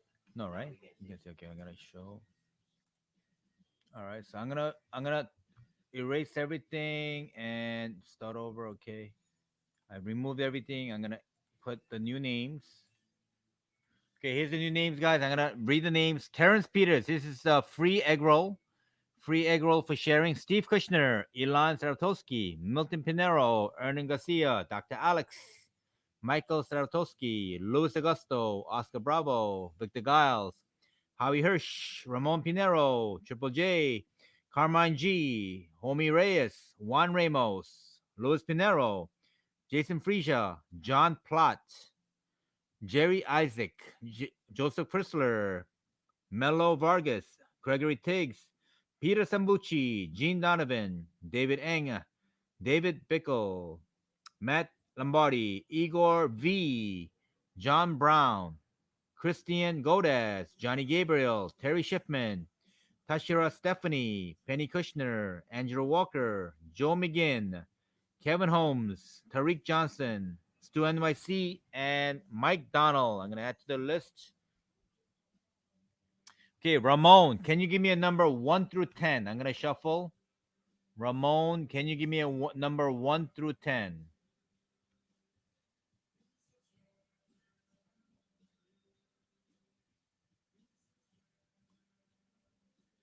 I'm going to shuffle that many times. Ramon, you could do a close up on that. Do a close up. Hmm? Oh, you can't see your camera. Okay.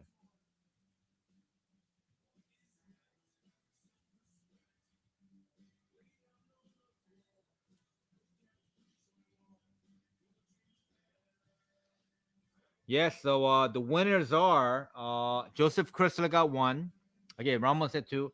You got second place was Mike Donald, and third place was Ramon. But you get a Dr. Alex, you got a shot. This is for the free spin. Free shared egg rolls, guys. All right.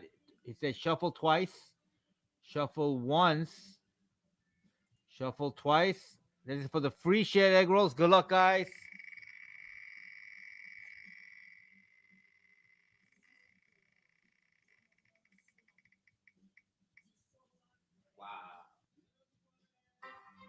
Milton Pinero. Congratulations. Wow. The brothers. The brothers P. Okay, hold on. Let me see. Wow. Milton, congrats. Wow.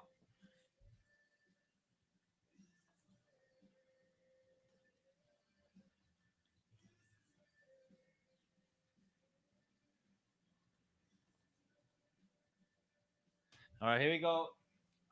Milton, congrats and thank you guys for coming on. We gotta thank Johnny D for being gracious and popping in and doing a live run for us. Thank you so much, and we will. It's very late, so I'm gonna end it early. Uh, I promise next week we will have the Ron Swonson by Damion Scott, and I'm gonna post a couple of the new covers tonight on the website, and we will see you guys